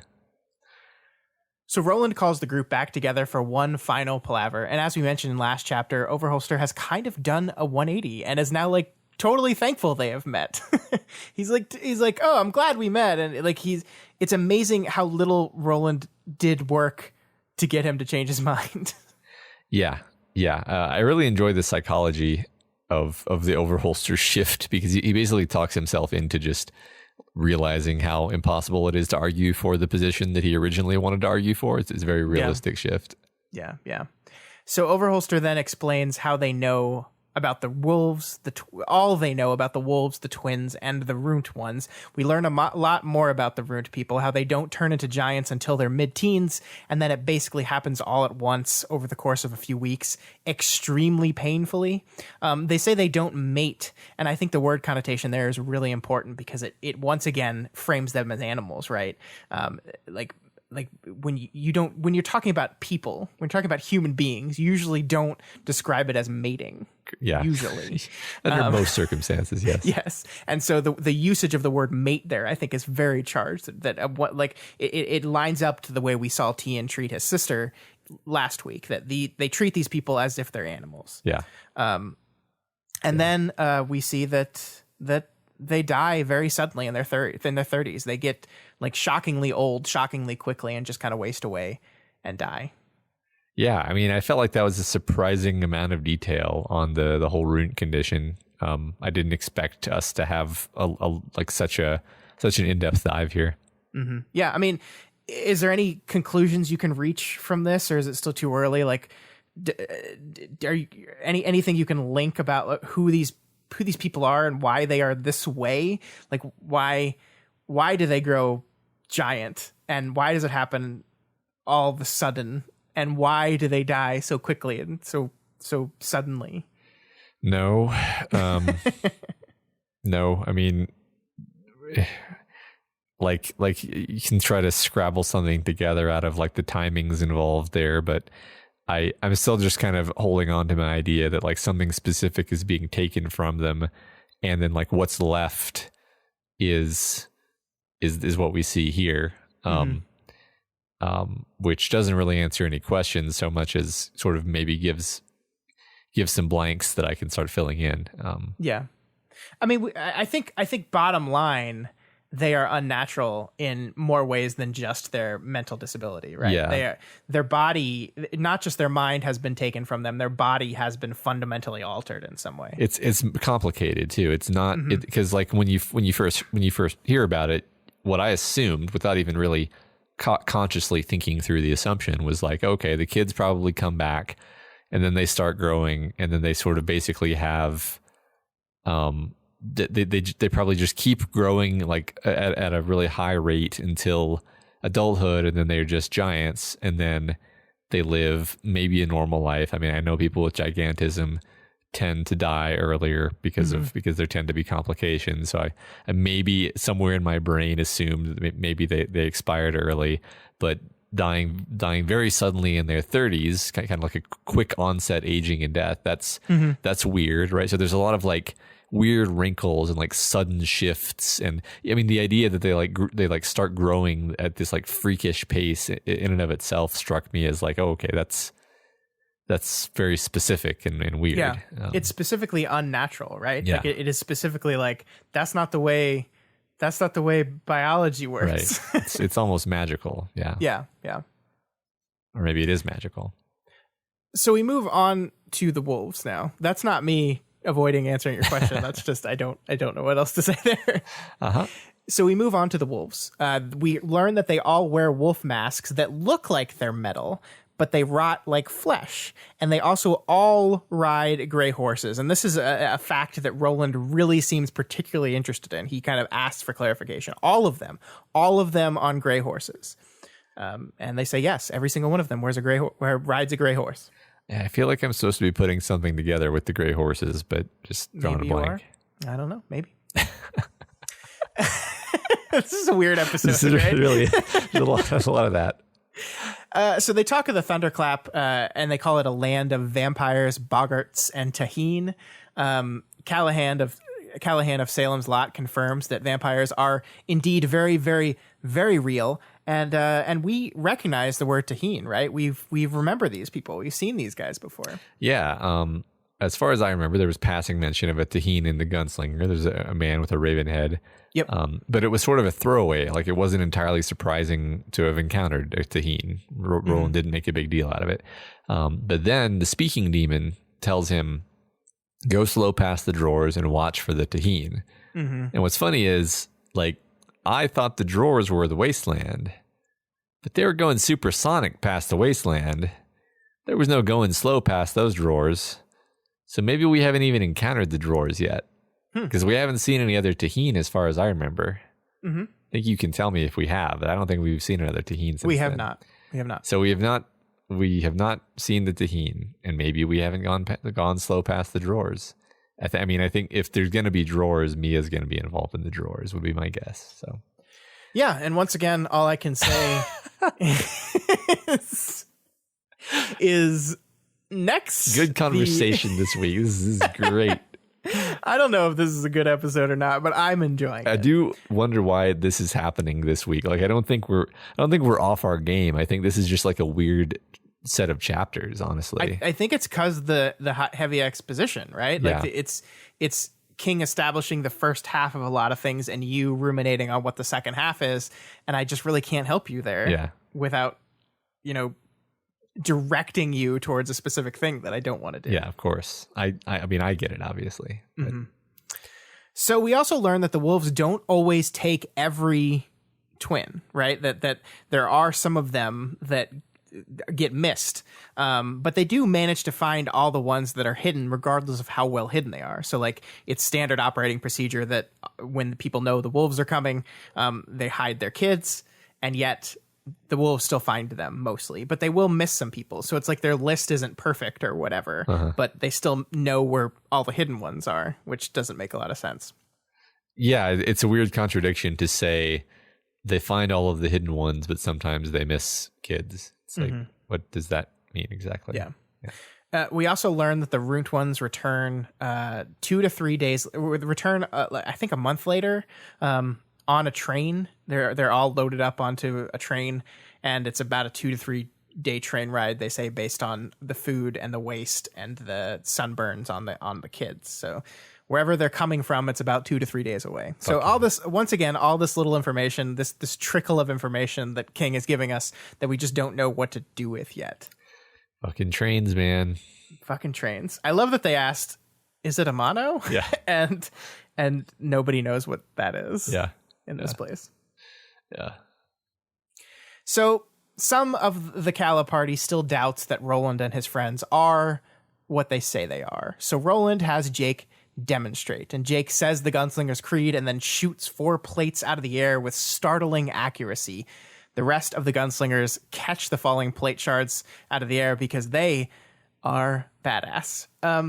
Matt, this is the first time we've seen Jake do this, right? We saw both Susanna and Eddie have their moments where they recited the creed and then did something badass with guns, but we've never seen that happen with Jake. True. Yeah, I think maybe King wanted to establish that Jake isn't just like the kid who hangs out with him. He also knows his way around a firearm. Yeah, and from a political perspective, Roland choosing Jake to demonstrate is almost as if he's saying, I'm going to pick the most harmless looking one amongst us and prove to you that how badass he is. Yeah. Yeah. Isn't it the case that Susanna cuts her finger? On one of the plates. Which again is another moment of like, I don't think Susanna would have made that mistake. Sure. I think maybe a little bit of Mia leaking in there again. Oh, Mia, my... Mio, my. As they say, Mio, my. Oh, Mio, my. I just wanted to read this part because I really, really like it. Benny, meanwhile, continued to stare at Jake with wide eyes, and Roland felt a minor pang of regret for both boys. They might still manage some sort of friendship, but what had just happened would change it in fundamental ways, turning it into something quite unlike the usual lighthearted Kef boys shared, which was a shame. Because when Jake wasn't being called up to be a gunslinger, he was still only a child, close to the age Roland himself had been when the test of manhood had been thrust on him. But he would not be young much longer, very likely. And it was a shame. Yeah, that's sad. It is sad. It hit me in the feels. Yeah. And I love it. I mean, I love it because it's sad. Like, you're sad for Jake and Benny, these kids who you're just like, I just remember being a kid and you just like, if you found someone your age at an adult party, you just became fast friends, right? Because it's just like, you're the only only ones of your type, and it's just like, okay, we're gonna be friends now. And it just part of the amazingness of being a kid is you can just do that, and it's just like you're just there. And adults have so much trouble finding friends and companionship, and kids just can like do it. And so Roland is noticing this, and I mean, it's like I said, it's sad for the two boys, but I just love that Roland is observant and aware enough to recognize that it is lost. It shows how much he loves Jake and how much he he compares it immediately to his childhood, his kind of lost childhood. And I don't know. There's just something about it that really affected me. Sure. The text does say that it was a minor pang of regret, but sure. That he then, he does ruminate on it for a moment and think of it as being a shame. But yeah, I mean, what you said, absolutely. I watch my kids just like meet a kid at a playground, and like 5 minutes later, they're like, they know the kid's name, they know how old they are, they know their hobbies, and you're like, okay, we have to go now. You'll never see that kid again. Sorry. Yeah. Oh man, to be a child. Yeah. Again. I mean, I think Kef describes it perfectly, actually. Mm-hmm. Yeah, this kind of supernatural bond that kids, yeah. Wow. So Roland then tells the group that they will head with them back to Calla Sturgis and spend the next couple of weeks gathering information. The group still thinks they need to be convinced that they want Roland's help, but he understands otherwise. And I think he literally says they still don't see what was happening here. And then we get this line that we talked about before. This was the point where he could hammer the truth home, should he want to. If these people still believed a tet of gunslingers would be bound by what farmers and ranchers decided in a public meeting, they had really lost the shape of the world as it once was. But was that so bad? In the end, matters would play out and become part of his long history. Or not. If not, he would finish his history and his quest in Calla Sturgis, moldering beneath a stone. Perhaps not even that. Perhaps he'd finish in a dead heap somewhere east of town, he and his friends with him. So much rotting meat to be picked over by the crows and the rusties. Ka would tell. It always did. Wow. Yeah, right. It's a weird, there's a bunch of weird passages coming from Roland here, right? Mm-hmm. Like, he like how you started that out where you said, that they still don't see what's happening here. And like, I felt like dumb reading some of this, because like, I don't know if I see what's happening here either. Like, I think I get the general gist of it, but it's so interesting how the text shies away from ever nailing it down exactly. Yeah. It's kind of like it's opaque by design almost. Like King could have had a moment in which Roland thought about how all this worked in enough detail that we, the reader, catch on to it. He could have had him kind of go through the 3 questions to the rest of his Ka-tet. And I'm not saying he won't do that eventually, but yeah, we do choose in this book to go through this entire interaction, and we have no idea what Roland is talking about. Right. I mean, when you like the specific line when Roland thinks to himself, like, these fools, they still don't see what's happening here. I think I may have actually like paused the audiobook and been like, what is happening here? Like, what did I miss something? Did I zone out? I don't think I did. I think that, again, he's just being cagey. Mm-hmm. Yeah. And maybe we can like circle back to this in the coming weeks and see if we can suss out why exactly, because I don't have an easy answer for you right now. Why did King choose to frame it in this way? Yeah, that sounds fun. Cool. All right, so we are on the final chapter at last, chapter 7, Todash, and we begin the chapter once again commenting on the gray horses. This is something that Roland is really stuck on. Matt, what do you think this is all about? I don't think it's robot horses anymore, because I feel like if it was robot horses, they just say it's robot horses because they know what robots are. I do feel like I'm missing something. Like, is this an obvious reference to like something in the story or something in pop culture that I'm missing? Like the horse in the Wizard of Oz starts out gray and then it gets colorized. Are they colorized horses? I don't know. That's not it. That was a joke. This is fun. Anyway, this is fun. I enjoyed this. So they're okay. They're definitely Oz horses that be colorized. So something is bothering Eddie, and you and I have talked about this already, but here it is. He finally comes clean to Roland about what is bugging him so much. He basically says, this whole thing is fucking ridiculous. It's all gone. 19, he says. It's real, but it doesn't feel real. And he says it feels like, well, like a story. And I just want to read all this here because it's really wonderful. It's not sensible or logical either, but that's not what I mean. It's just not real. Why do people over here sing Hey Jude? I don't know. That's Cyborg Bear Shardik. Why did I know that? Where did I know that name from? Why did it remind me of rabbits? All that shit about the Wizard of Oz, Roland, all that happened to us. I have no doubt of it, but at the same time, it doesn't seem real to me. It seems like Todash, like 19. And what happens after the Green Palace? Why, we walk back into the woods just like Hansel and Gretel. There's a road for us to walk on, muffin balls for us to pick. Civilization has ended. Everything is coming unraveled. You told us so. We saw it in Lud, except guess what? It's not. Booyah, assholes. Gotcha again. The storybook town has a fairy tale problem, Eddie was continuing, and so the storybook people call upon a band of movie show heroes to save them from the fairy tale villains. I know it's real. People are going to die, very likely, and the blood will be real. The screams will be real. The crying afterward will be real. But at the same time, there's something about it that feels no more real than stage scenery. It's an epic rant that I just love to death. So what do you think about all this? It's very satisfying. Just to set the stage here.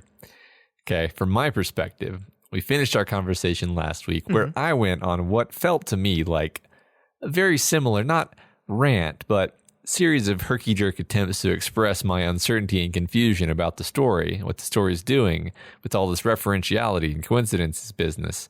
And then the very next morning when I started reading, I got to Susanna talking about Dickens, and then Eddie making just these very similar feeling points that I had just made the night before on the podcast. So it made me feel very confident that we were going somewhere and that I'm supposed to feel this way. And I think that's the best, right? It's the best to feel confidence that even if you're utterly confused, that your author is taking care of you and that all is right and you're supposed to feel that way. Yeah, I mean, I do think that's an undervalued strength of an author that I don't think we talk about very much. And I'm not sure if other people talk about it too, but this idea of reading your audience, of you the confidence that you are tuned in to how people are going to react to your stuff, to know that, hey, we're 4 1/4 books through this story now, and all this crazy shit has happened. And I, Stephen King, have really turned up the crazy dial a little bit. Like the last book ended with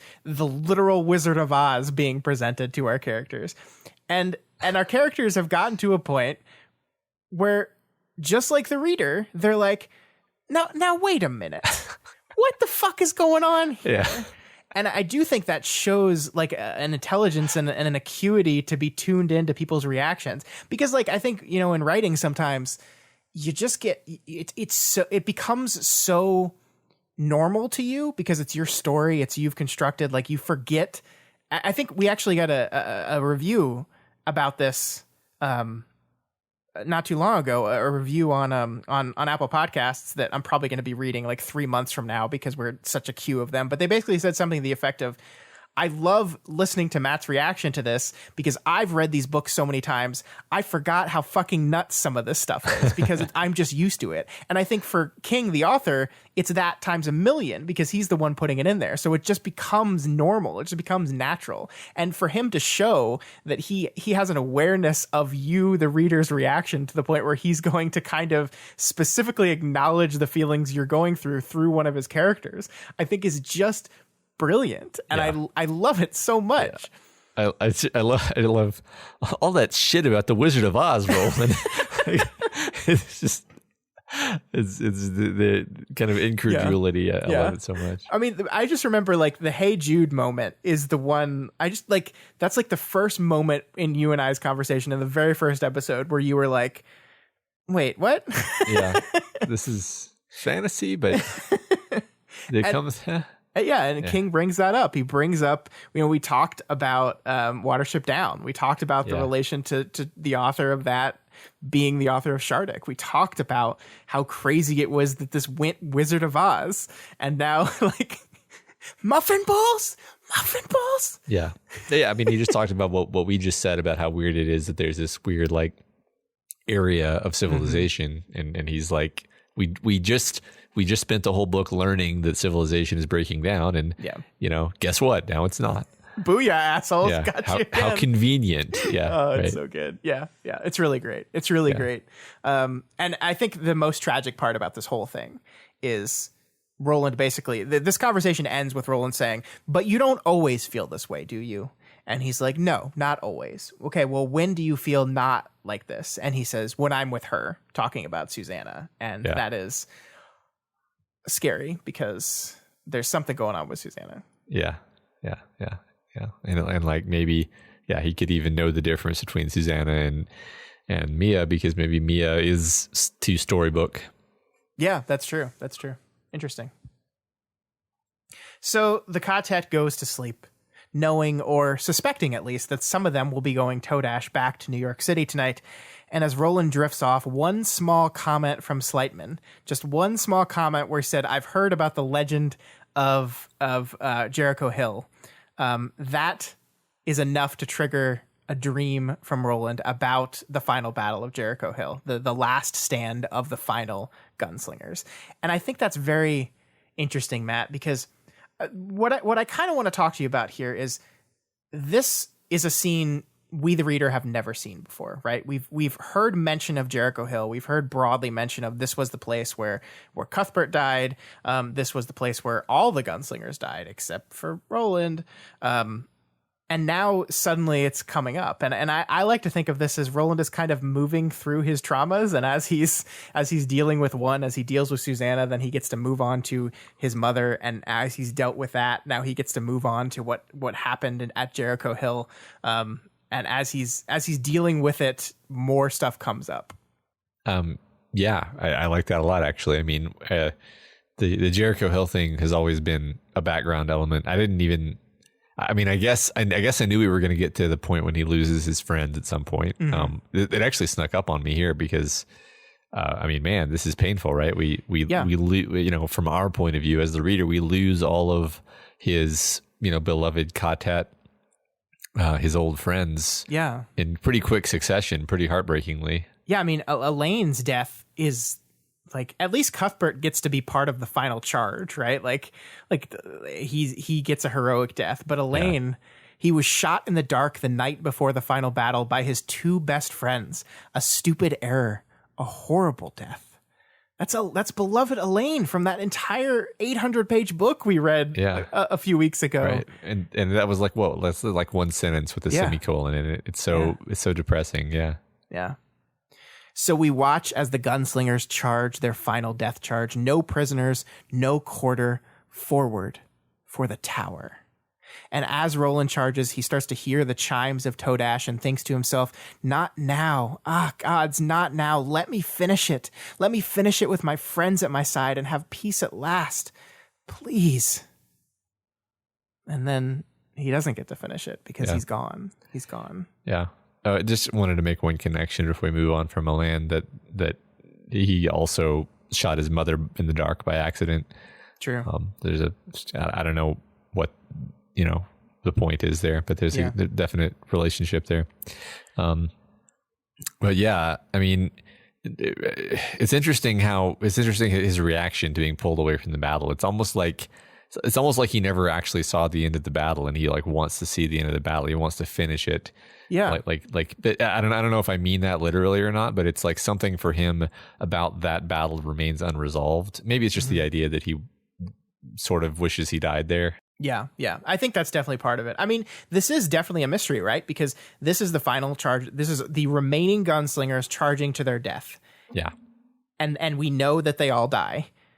Well, not quite, because Roland lives. How did that happen? Yeah. How did he not die here on this final charge against outnumbered foes? Why did they not kill him? Yeah. How is he here? Yeah, maybe he was pulled away in a similar fashion to to what happened here almost. Mm-hmm. Big mysteries.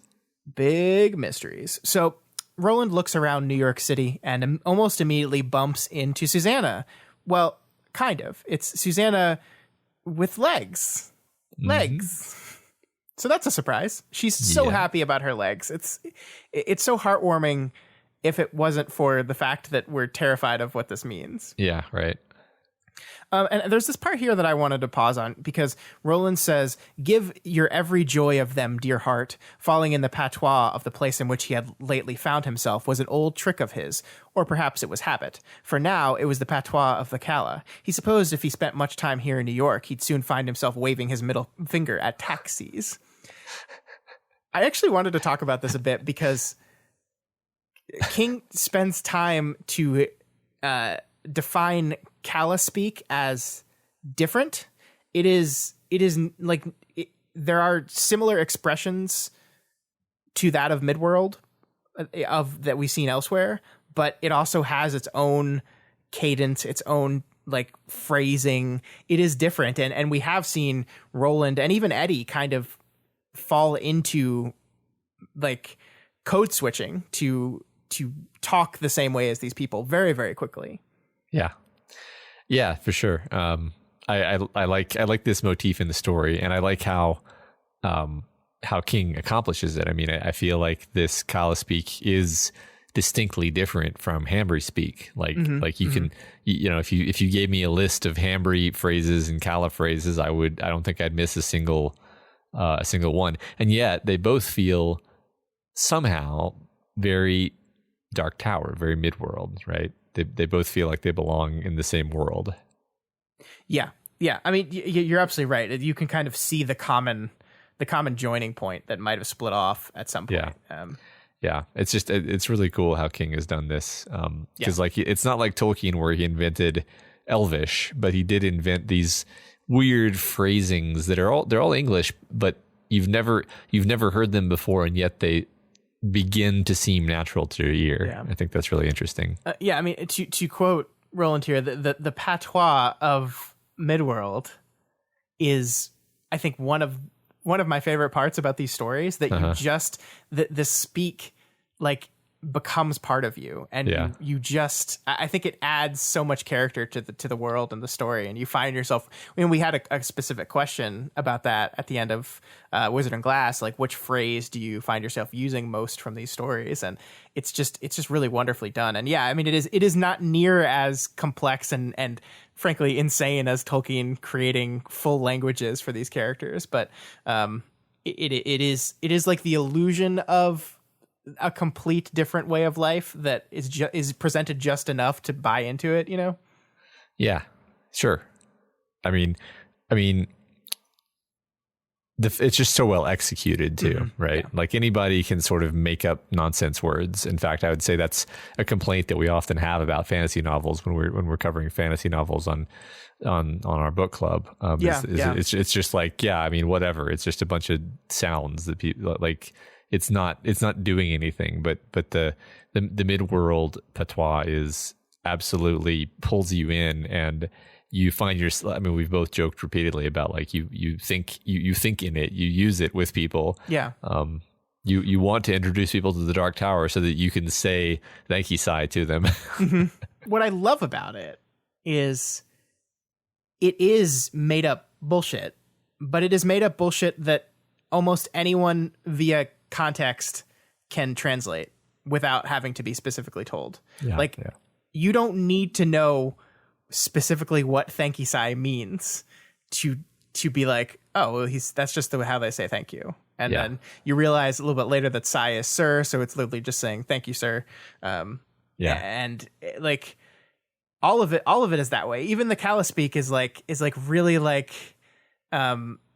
hear me, and like that kind of like it's all just English. It's just phrasing. It's you know, it's I don't know. I just really like it. Yeah, me too. All right. So where were we? I totally lost where we were. Thank you. So Roland here accidentally calls Susanna Mia, but she doesn't notice. She doesn't notice, so it's fine. Yeah, I mean, interesting. I like how it's sort of like half accidentally, where he like lets the mistake happen to see to see how she reacts, and she doesn't react at all. Yep. She doesn't even notice, because maybe it is Mia a little bit. Like this is where we get she does have legs. Mia has legs. What could this mean? I just kind of felt like she wasn't acting like Susanna, and if you ask me to put my finger on why exactly, I will just say I don't know. But it's one of those ineffable bits of something feels off here, you know? Yeah, I think King has written her slightly differently, for sure. Yeah. For sure. She's like a little bit too excitable, for one thing. So they meet up with Eddie, Jake, and Oi, and the Ka-tet is complete, and together they all head over to the vacant lot. And this is where we kind of end the episode here at our Ka-tet experiencing the rose. And I just want to talk about this for a while with you, because their reactions, and specifically Roland's reaction when they get near the rose, might be just one of my favorite things ever. Like, they just feel the goodness of it, the pure goodness, the good fortune. And I love the writing here. Here is yes, the voices said. Here is you may. Here is the good turn, the fortunate meeting, the fever that broke just before dawn and left your blood calm. Here is the wish that came true and the understanding eye. Here is the kindness you were given and thus learned to pass on. Here is the sanity and clarity you thought were lost. Here, everything is all right. That is beautiful. That is absolutely beautiful. Yeah, it's absolutely, gorgeous, right? The only weird thing in here is that this audiobook reader, when he reads this part, it sounds like ominous. Oh, interesting. Which I don't like. The previous tragically deceased audiobook reader did not read it that way. Mm-hmm. And I'm pretty sure it's just supposed to be, yeah, this is great. This is beautiful. This is good. This is goodness. This is King's conception of goodness. Yeah, I just loved it. And there's like this whole, I didn't pull it all because this episode's long enough already, but like Eddie goes on this long internal monologue about like just every good coincidence. Like, this is every time where things worked out for the good instead of for the bad is manifest in this one rose in the middle of this lot. Yeah. It's great. Susanna says it's almost the loveliest thing in the world. Almost. Uh-huh. And Roland immediately detects Mia in that almost, right? Like, I love that, like, they are so enamored by this thing, so in love with it, that, like, I think in normal life, if I told you this is almost the loveliest thing I've ever seen in the world, I don't think you would bat an eye at that. But like, they are so obsessed with this thing that the idea that one of them is not as obsessed, the idea that someone would not clearly see that this is, there's no almost about this is the loveliest thing in the world, is immediately suspicious. Mm-hmm. And he's like, Mia, definitely Mia. Yeah. Another thing, this fits into this pattern of Susanna being consistently the one who doesn't get the vision of the Dark Tower, doesn't get the religious experience. Like she's almost like everyone in her cohort is getting these supernatural experiences that are just showing them through direct sensory experience, the majesty and wonder and purity and perfection of this thing and why it's a worthy goal. And her impetus, her motivation is like entirely like faith-based at this point, which really plays interestingly into her kind of religiosity. But like she once again passes up the opportunity to have what would have otherwise been like a religious experience here. Man, you're right. I never really thought about it that way, but you're right. We had that conversation much earlier in the show. Mm-hmm. And yeah, this is the moment. This is the moment that she could have had it. Like, Roland saw the tower in the glass. Jake saw the rose.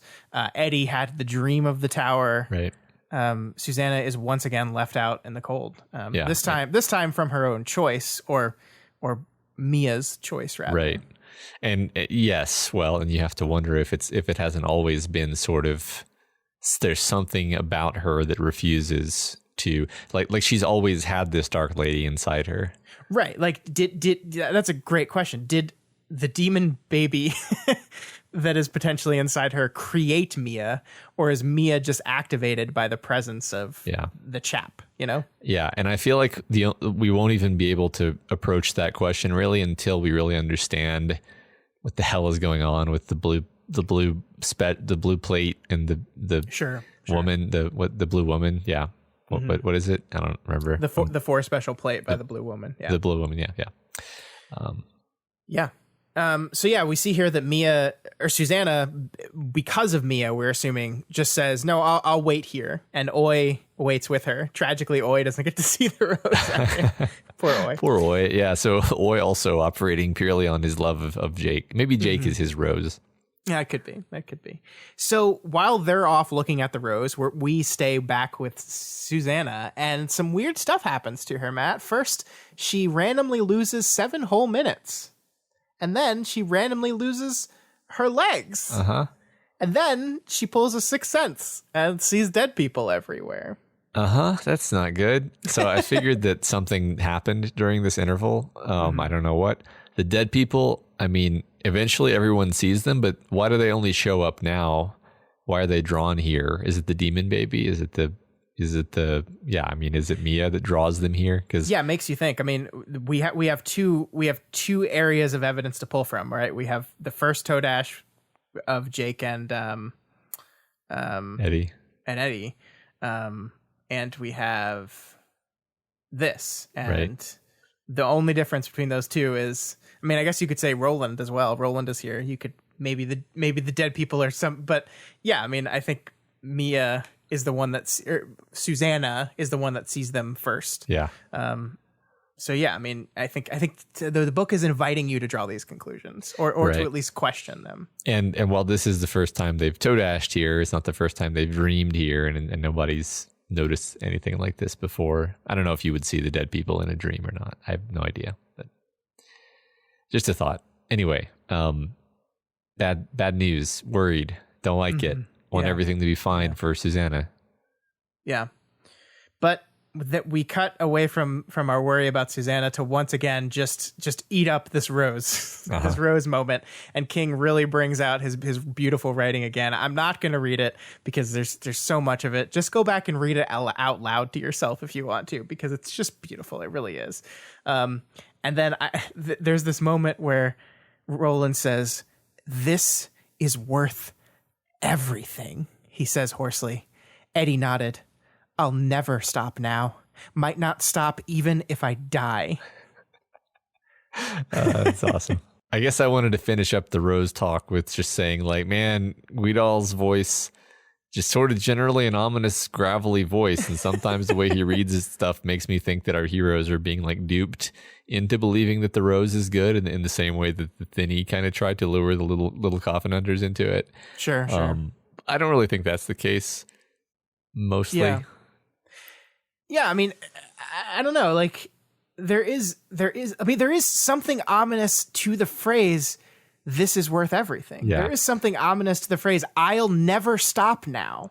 I have just experienced this thing and okay, I am set. I will never stop. Yeah. I will never stop." We've spent so much time comparing the tower to addiction, right, that it is hard to not read some ominousness in it. Even as King is writing this, as if, I mean, I think we've talked about drugs and addiction before. I think when you write or tell a story about cocaine, I think the thing you have to do is write about how fucking awesome cocaine is, because then it's not real unless you do that, right? Like, there's a reason why people take cocaine, is because it feels fucking. I have never done it. I do not know this. I've just read people talk about it, but like, it's supposed to feel fucking amazing. Or heroin, Eddie's drug of choice, which, I mean, you could imagine, like, if someone were to put voice to heroin, then it might say stuff like, "Here is yes. Yeah. Here everything is all right." Sure. You know, like here is you may. It sounds different when you think about it that way, right? It completely changes the tone of it. And, you know, you got these two junkies standing in front of this thing that's like beaming like joy directly into their brain. In a book about addiction, you do have to wonder if maybe it's not all it's cracked up to be. Like, just because it like it seems to be the white, but like, is this just an elaborate con? Like, is something capable of lying about being the white? Sure. And we know something's wrong with it. Yes, are we getting? true. Is the feeling we're getting the feeling from the white, or is the feeling we're getting from whatever is breaking this thing? I don't know. Yeah, it's fascinating though, because like clearly the bad guys want this, right? Yeah. I guess that. So if they had their hands on it already, it'd be over already. Yeah.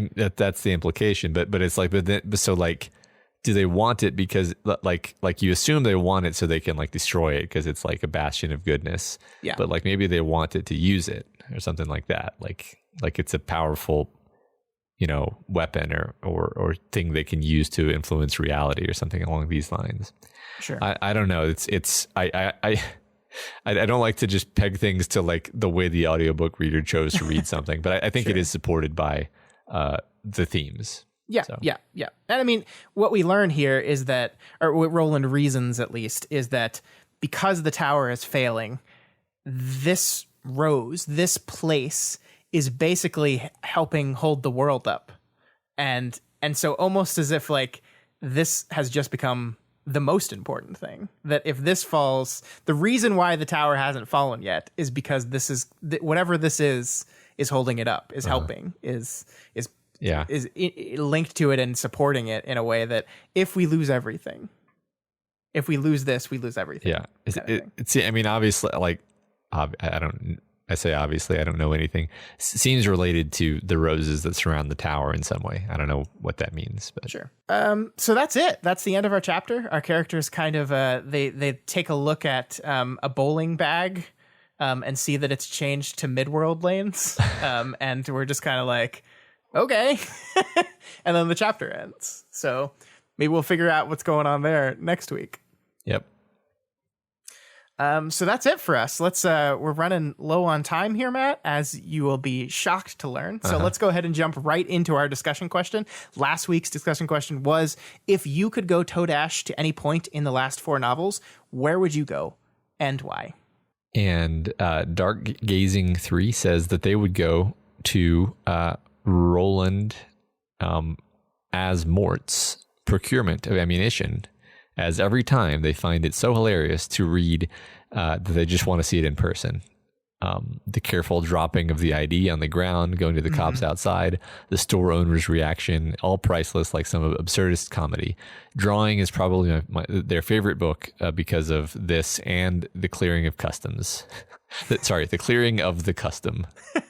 And Tudor Fish Popkin, of course. Tudor Fish Popkin.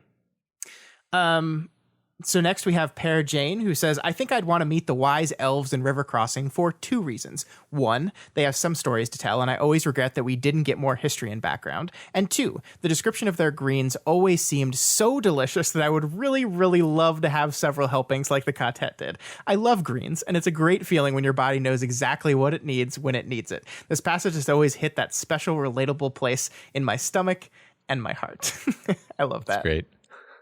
Yes, I think we all know that experience of seeing greens and being like, "Oh, I need those vitamins." Oh yes. God. Sometimes it just hits the spot, man. Ugh. Absolutely. I need more vegetables in my life.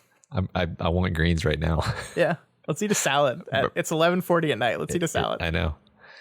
Super Golem says, I have to say, I love the way King writes his action sequences. They feel so intense. For me, it would be a 3-way tie between the Battle of Tull, the shootout at Balazar's, and the horseback fight with the Big Coffin Boys. But in the end, I'd probably choose the fight in Hambry. That way, I could see Elaine and Bert in action. Aw, they're dead now. It is very sad. But I agree. I do love the way he writes action. Yeah, and Puller420 says, if I was able to go Todash, I would witness the Battle of Eyebolt Canyon outside of Magus. The whole scene feels like a cross between classic sci-fi and Western, and I almost picture it being directed by Quentin Tarantino. Well, you are not the only one, as we saw last week, or a couple weeks ago with our discussion questions about that, or our mailbag questions, rather. Yep, seems like it. Mm-hmm. Sarah Penguin says, as Eddie and Jake went to Jake's past, I'm going to assume we get to pick as a when as well as where. So Lud pre-war. Getting to see how the city looked would be interesting, and I want to know more about their culture that is not so war focused. Yeah, I mean, I certainly want to learn more about like the background lore sure. of this world. Yeah, Lynette B says the same thing. I would love to see Lud before everything went wrong. What were the old ones like? How did they use their machines? Was it an ultra-modern utopia or an AI dystopian nightmare? Was it a cultural center or a glass and metal wasteland? Was there evidence of signs of their civilization would collapse? Roland's people were aware Gilead and its ways were declining and in danger. I wonder if the people in the urban environments were aware too. Did their world die with a bang or a whimper? Love it. Yeah, Love it. I want to know. Gerardo says that they would use the door to go back to the end of the Gunslinger when Roland and Walter O'Dim palaver. They say it was the time of speaking, the time of histories. The purpose was to understand Roland, perhaps what drives him, perhaps how he became who he is. It would be fascinating to sit in on that discussion. Roland wakes up to find himself 10 years older. Was it all stories of Roland and his past? Did Walter give Roland instructions or teaching? And how much of it was truth? Roland asked, how many lies did you tell me? Many, he was sure. But what made them good lies was that they'd been mixed with the truth. It's a great answer. Love it. Yeah, I kind of want to go reread that part. I want to, like I said, I reread The Gunslinger not long ago, and I want to go do it again. Yeah, because I don't have enough. I don't have enough stuff to do. I need to go reread these books that I've already done a whole show about. Of course. Young Fella 19 says the riddling contest. I remember laughing my ass off when I first read that part when Eddie steps up to the plate. Yeah, yeah, great moment. Great moment. I'd love to see that. Lincoln C says the plane when the pilots are trying to get Eddie out of the bathroom, maybe, or Jake showing the key to the cop. That's really great. I love this question because it's not really like, what's your favorite scene in the book? Some people answered that way, but not everyone. But it's like, where would you want to be a fly on the wall? Yeah. Almost. Oh, God. Yeah. I mean, the Eddie in the bathroom, just very, very visualizable scene for sure. So good. So good. P Defender 716 says, I'd go to the Traveler's Rest and watch the three in-world boys get the best of the big coffin hunters. My favorite scene in the series. Yeah, that for sure. I mean, everyone is right here. Like, I want to see all of these. Mark A says, if I could go Todash anywhere in the novels up to this point, it would be to visit Teresa Maria Dolores O'Shiven for some spring cleaning. Just kidding. I would go to Todash to hear Roland tell his tale of Magus and Hambry and Susan, assuming, of course, that being Todash doesn't preclude me from experiencing the telling the same way as Eddie, Susanna, and Jake did. Oh, yeah, that's a fun idea, to experience what that was like. Yeah. It's a clever hack. You're using Todash to access the psychic retelling of a story. Yeah. It's like asking a genie for more wishes. Yes, exactly. It's munchkinry. I approve. Yes. Next, we have Aggravated Hipster, who says, I think I'd go Todash to the very first chapter of The Gunslinger. At some point, Allie asks what the number 19 means, and I'd love to hear what could be so important about the number to cause her to want to die. Yep. I don't know if I want to know that information, actually. What if you heard it and then also wanted to die? Exactly. It sounds risky. Yep. I'll pass. Steve B says, they'd love to see the fall of Lud. King created such an engaging and disturbing setting in Lud that it really draws us in and leaves us wanting more of that story. We see hints and the smoldering wreckage of some really crazy shit that went down, but we're deprived of the details. It's definitely only... they definitely only want to go in Todash instead of in person because, it would be chaotic and terrifying to be there in person. Sure. You definitely want to be a passive observer. And I agree with that. Just watching. Yep. Watching safely from my couch. Yep.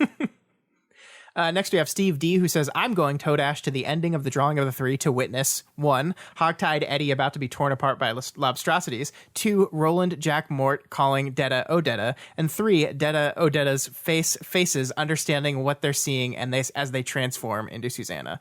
Yeah, that's such a culmination of a moment, right? I really love that book. I really, really love it. Yeah, and that's a lot of these are moments that are sort of not actually described that in that much detail, and leave it up to your imagination, which makes it fun to me. Mm-hmm. Cool. Yeah. Rebecca B says they want to see the Gunslingers in action. The Traveler's Rest standoff, the chase down of Farson's forces in the desert, the scene in Balazar's where Eddie and Roland come out triumphant, the encounter with Shardik, or even Roland's test of manhood against Court.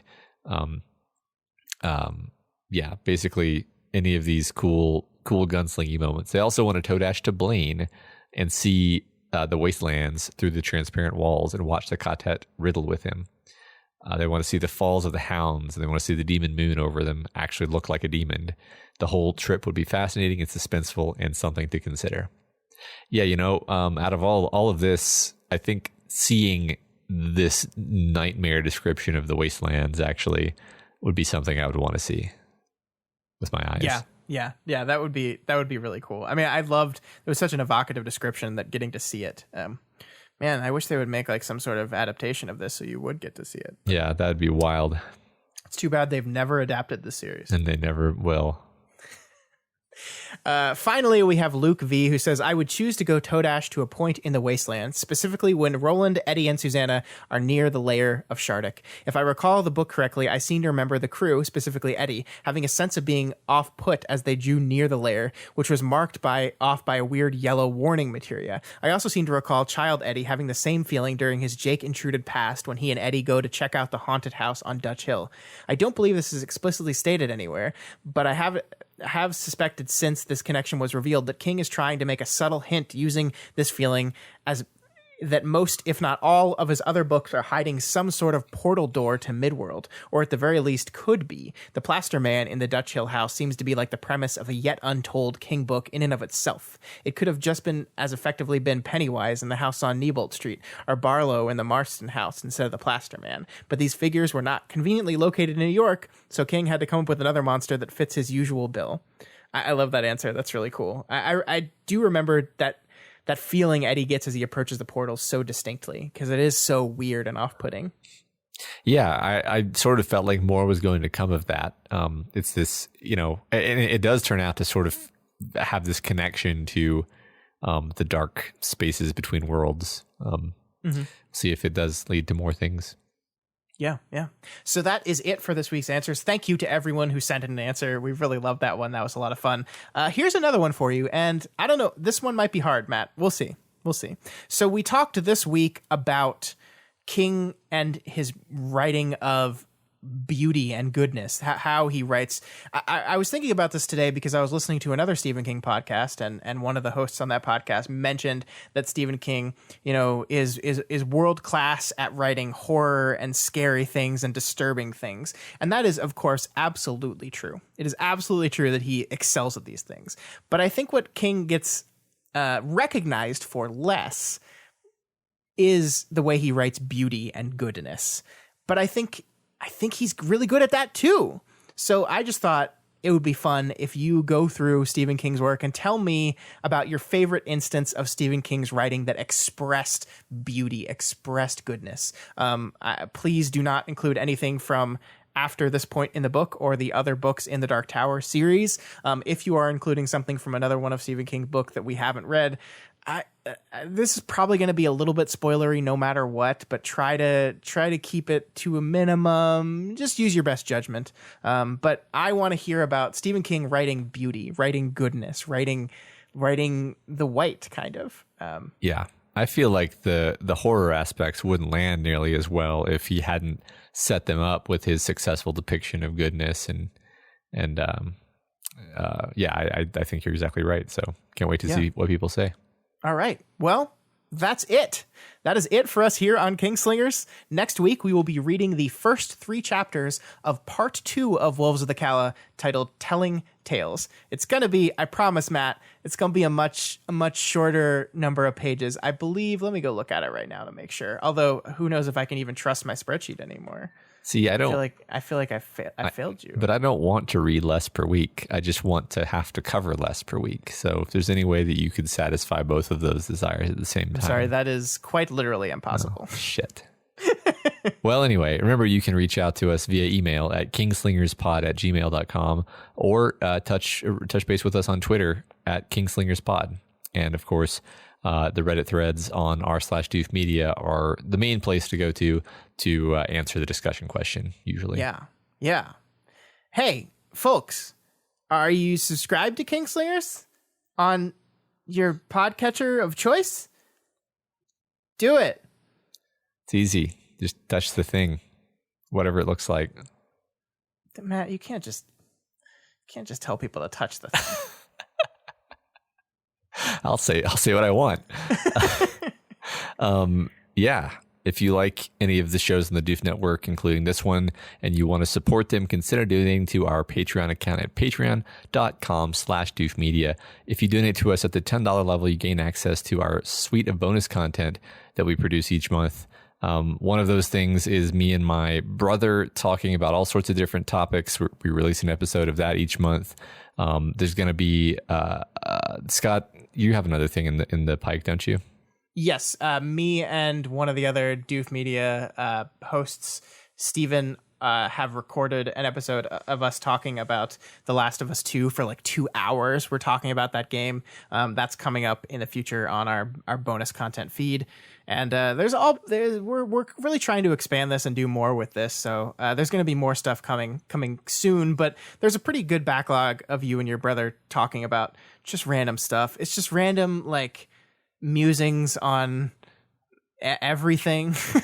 Yeah, it's the accumulated conversations of decades of brotherhood that we decided to record in canonical form. Yeah, which makes it very hard for me to explain to other people what that is, but it's good. I like it. Well, thank you. Anyway, this week, special thanks to our new patrons, Bidoofs, Ladislav J, David H, Antikitherian, Amir H, Joshua F, Serena K, and T.O. New Doof dancers, Scooby Belmont and Jerry C, and new Doof troopers, Julian R and Jesse B. Welcome to the community, and we're so grateful to have you. Yeah, thank you so much, everyone. We actually, right before we started recording this episode, we hit our next goal, our goal that we had kind of been shamelessly pushing on Twitter over the last couple days. So there are now 450 of you out there that are supporting us, which is that's an insane number. I never thought that would happen. So thank you so much to everyone that has donated. All these people, you all made it possible, but also every single one of you out there that supports us via Patreon. We really, really do appreciate that. Yeah, absolutely. But we also appreciate those of you who cannot afford or are not able to donate to us right now. You still help us out by downloading it, by sharing it. We get roughly 1 or 2 emails every week, Matt, where the person says at the bottom of the email, P.S. I heard about this through my Stephen King or my Dark Tower fan group on Facebook. People shared it there. So to the people that are doing that, thank you so much. That helps us so much. It means the world to us when people do that. As it means the world to us when people go on to Apple Podcasts or on Stitcher or whatever platform they have and leave us a rating and a review. This week's Spotlight review comes from Sabby Nabby, who gives us 5 stars and says, "Perfect Dark Tower companion. Having only just finished my first journey to the tower about a month ago, this podcast is perfect. This series is one that makes you want to go back and reread it at some point, and this podcast has not eliminated, but satiated my need to reread while allowing me to read other King stories, currently reading The Stand. I love the rapport of Scott and Matt and the two sides of the same coin that one has read the series numerous times, and Matt is a first-time reader. I think it will be fun for you guys once you have completed your read-through to have Matt go back and listen to each episode and do another episode so we can hear Matt's thoughts again and see how he can see how he is how wrong but funny his predictions are. I have a severe backlog of other podcasts that I frequent due to me listening only to these guys. I found your pod when you had released episode 19. I am currently on 15. I'll be sad when I catch up and have to wait for the next episode." Well, thank you so much, Savvy Nabby. Matt, you have to do a podcast on a podcast now. So sorry, you have to do that. But Scott, you told me all my predictions have been right so far. Yeah, they have. Totally. All right, folks, we'll see you back here next week where we're told some more tales.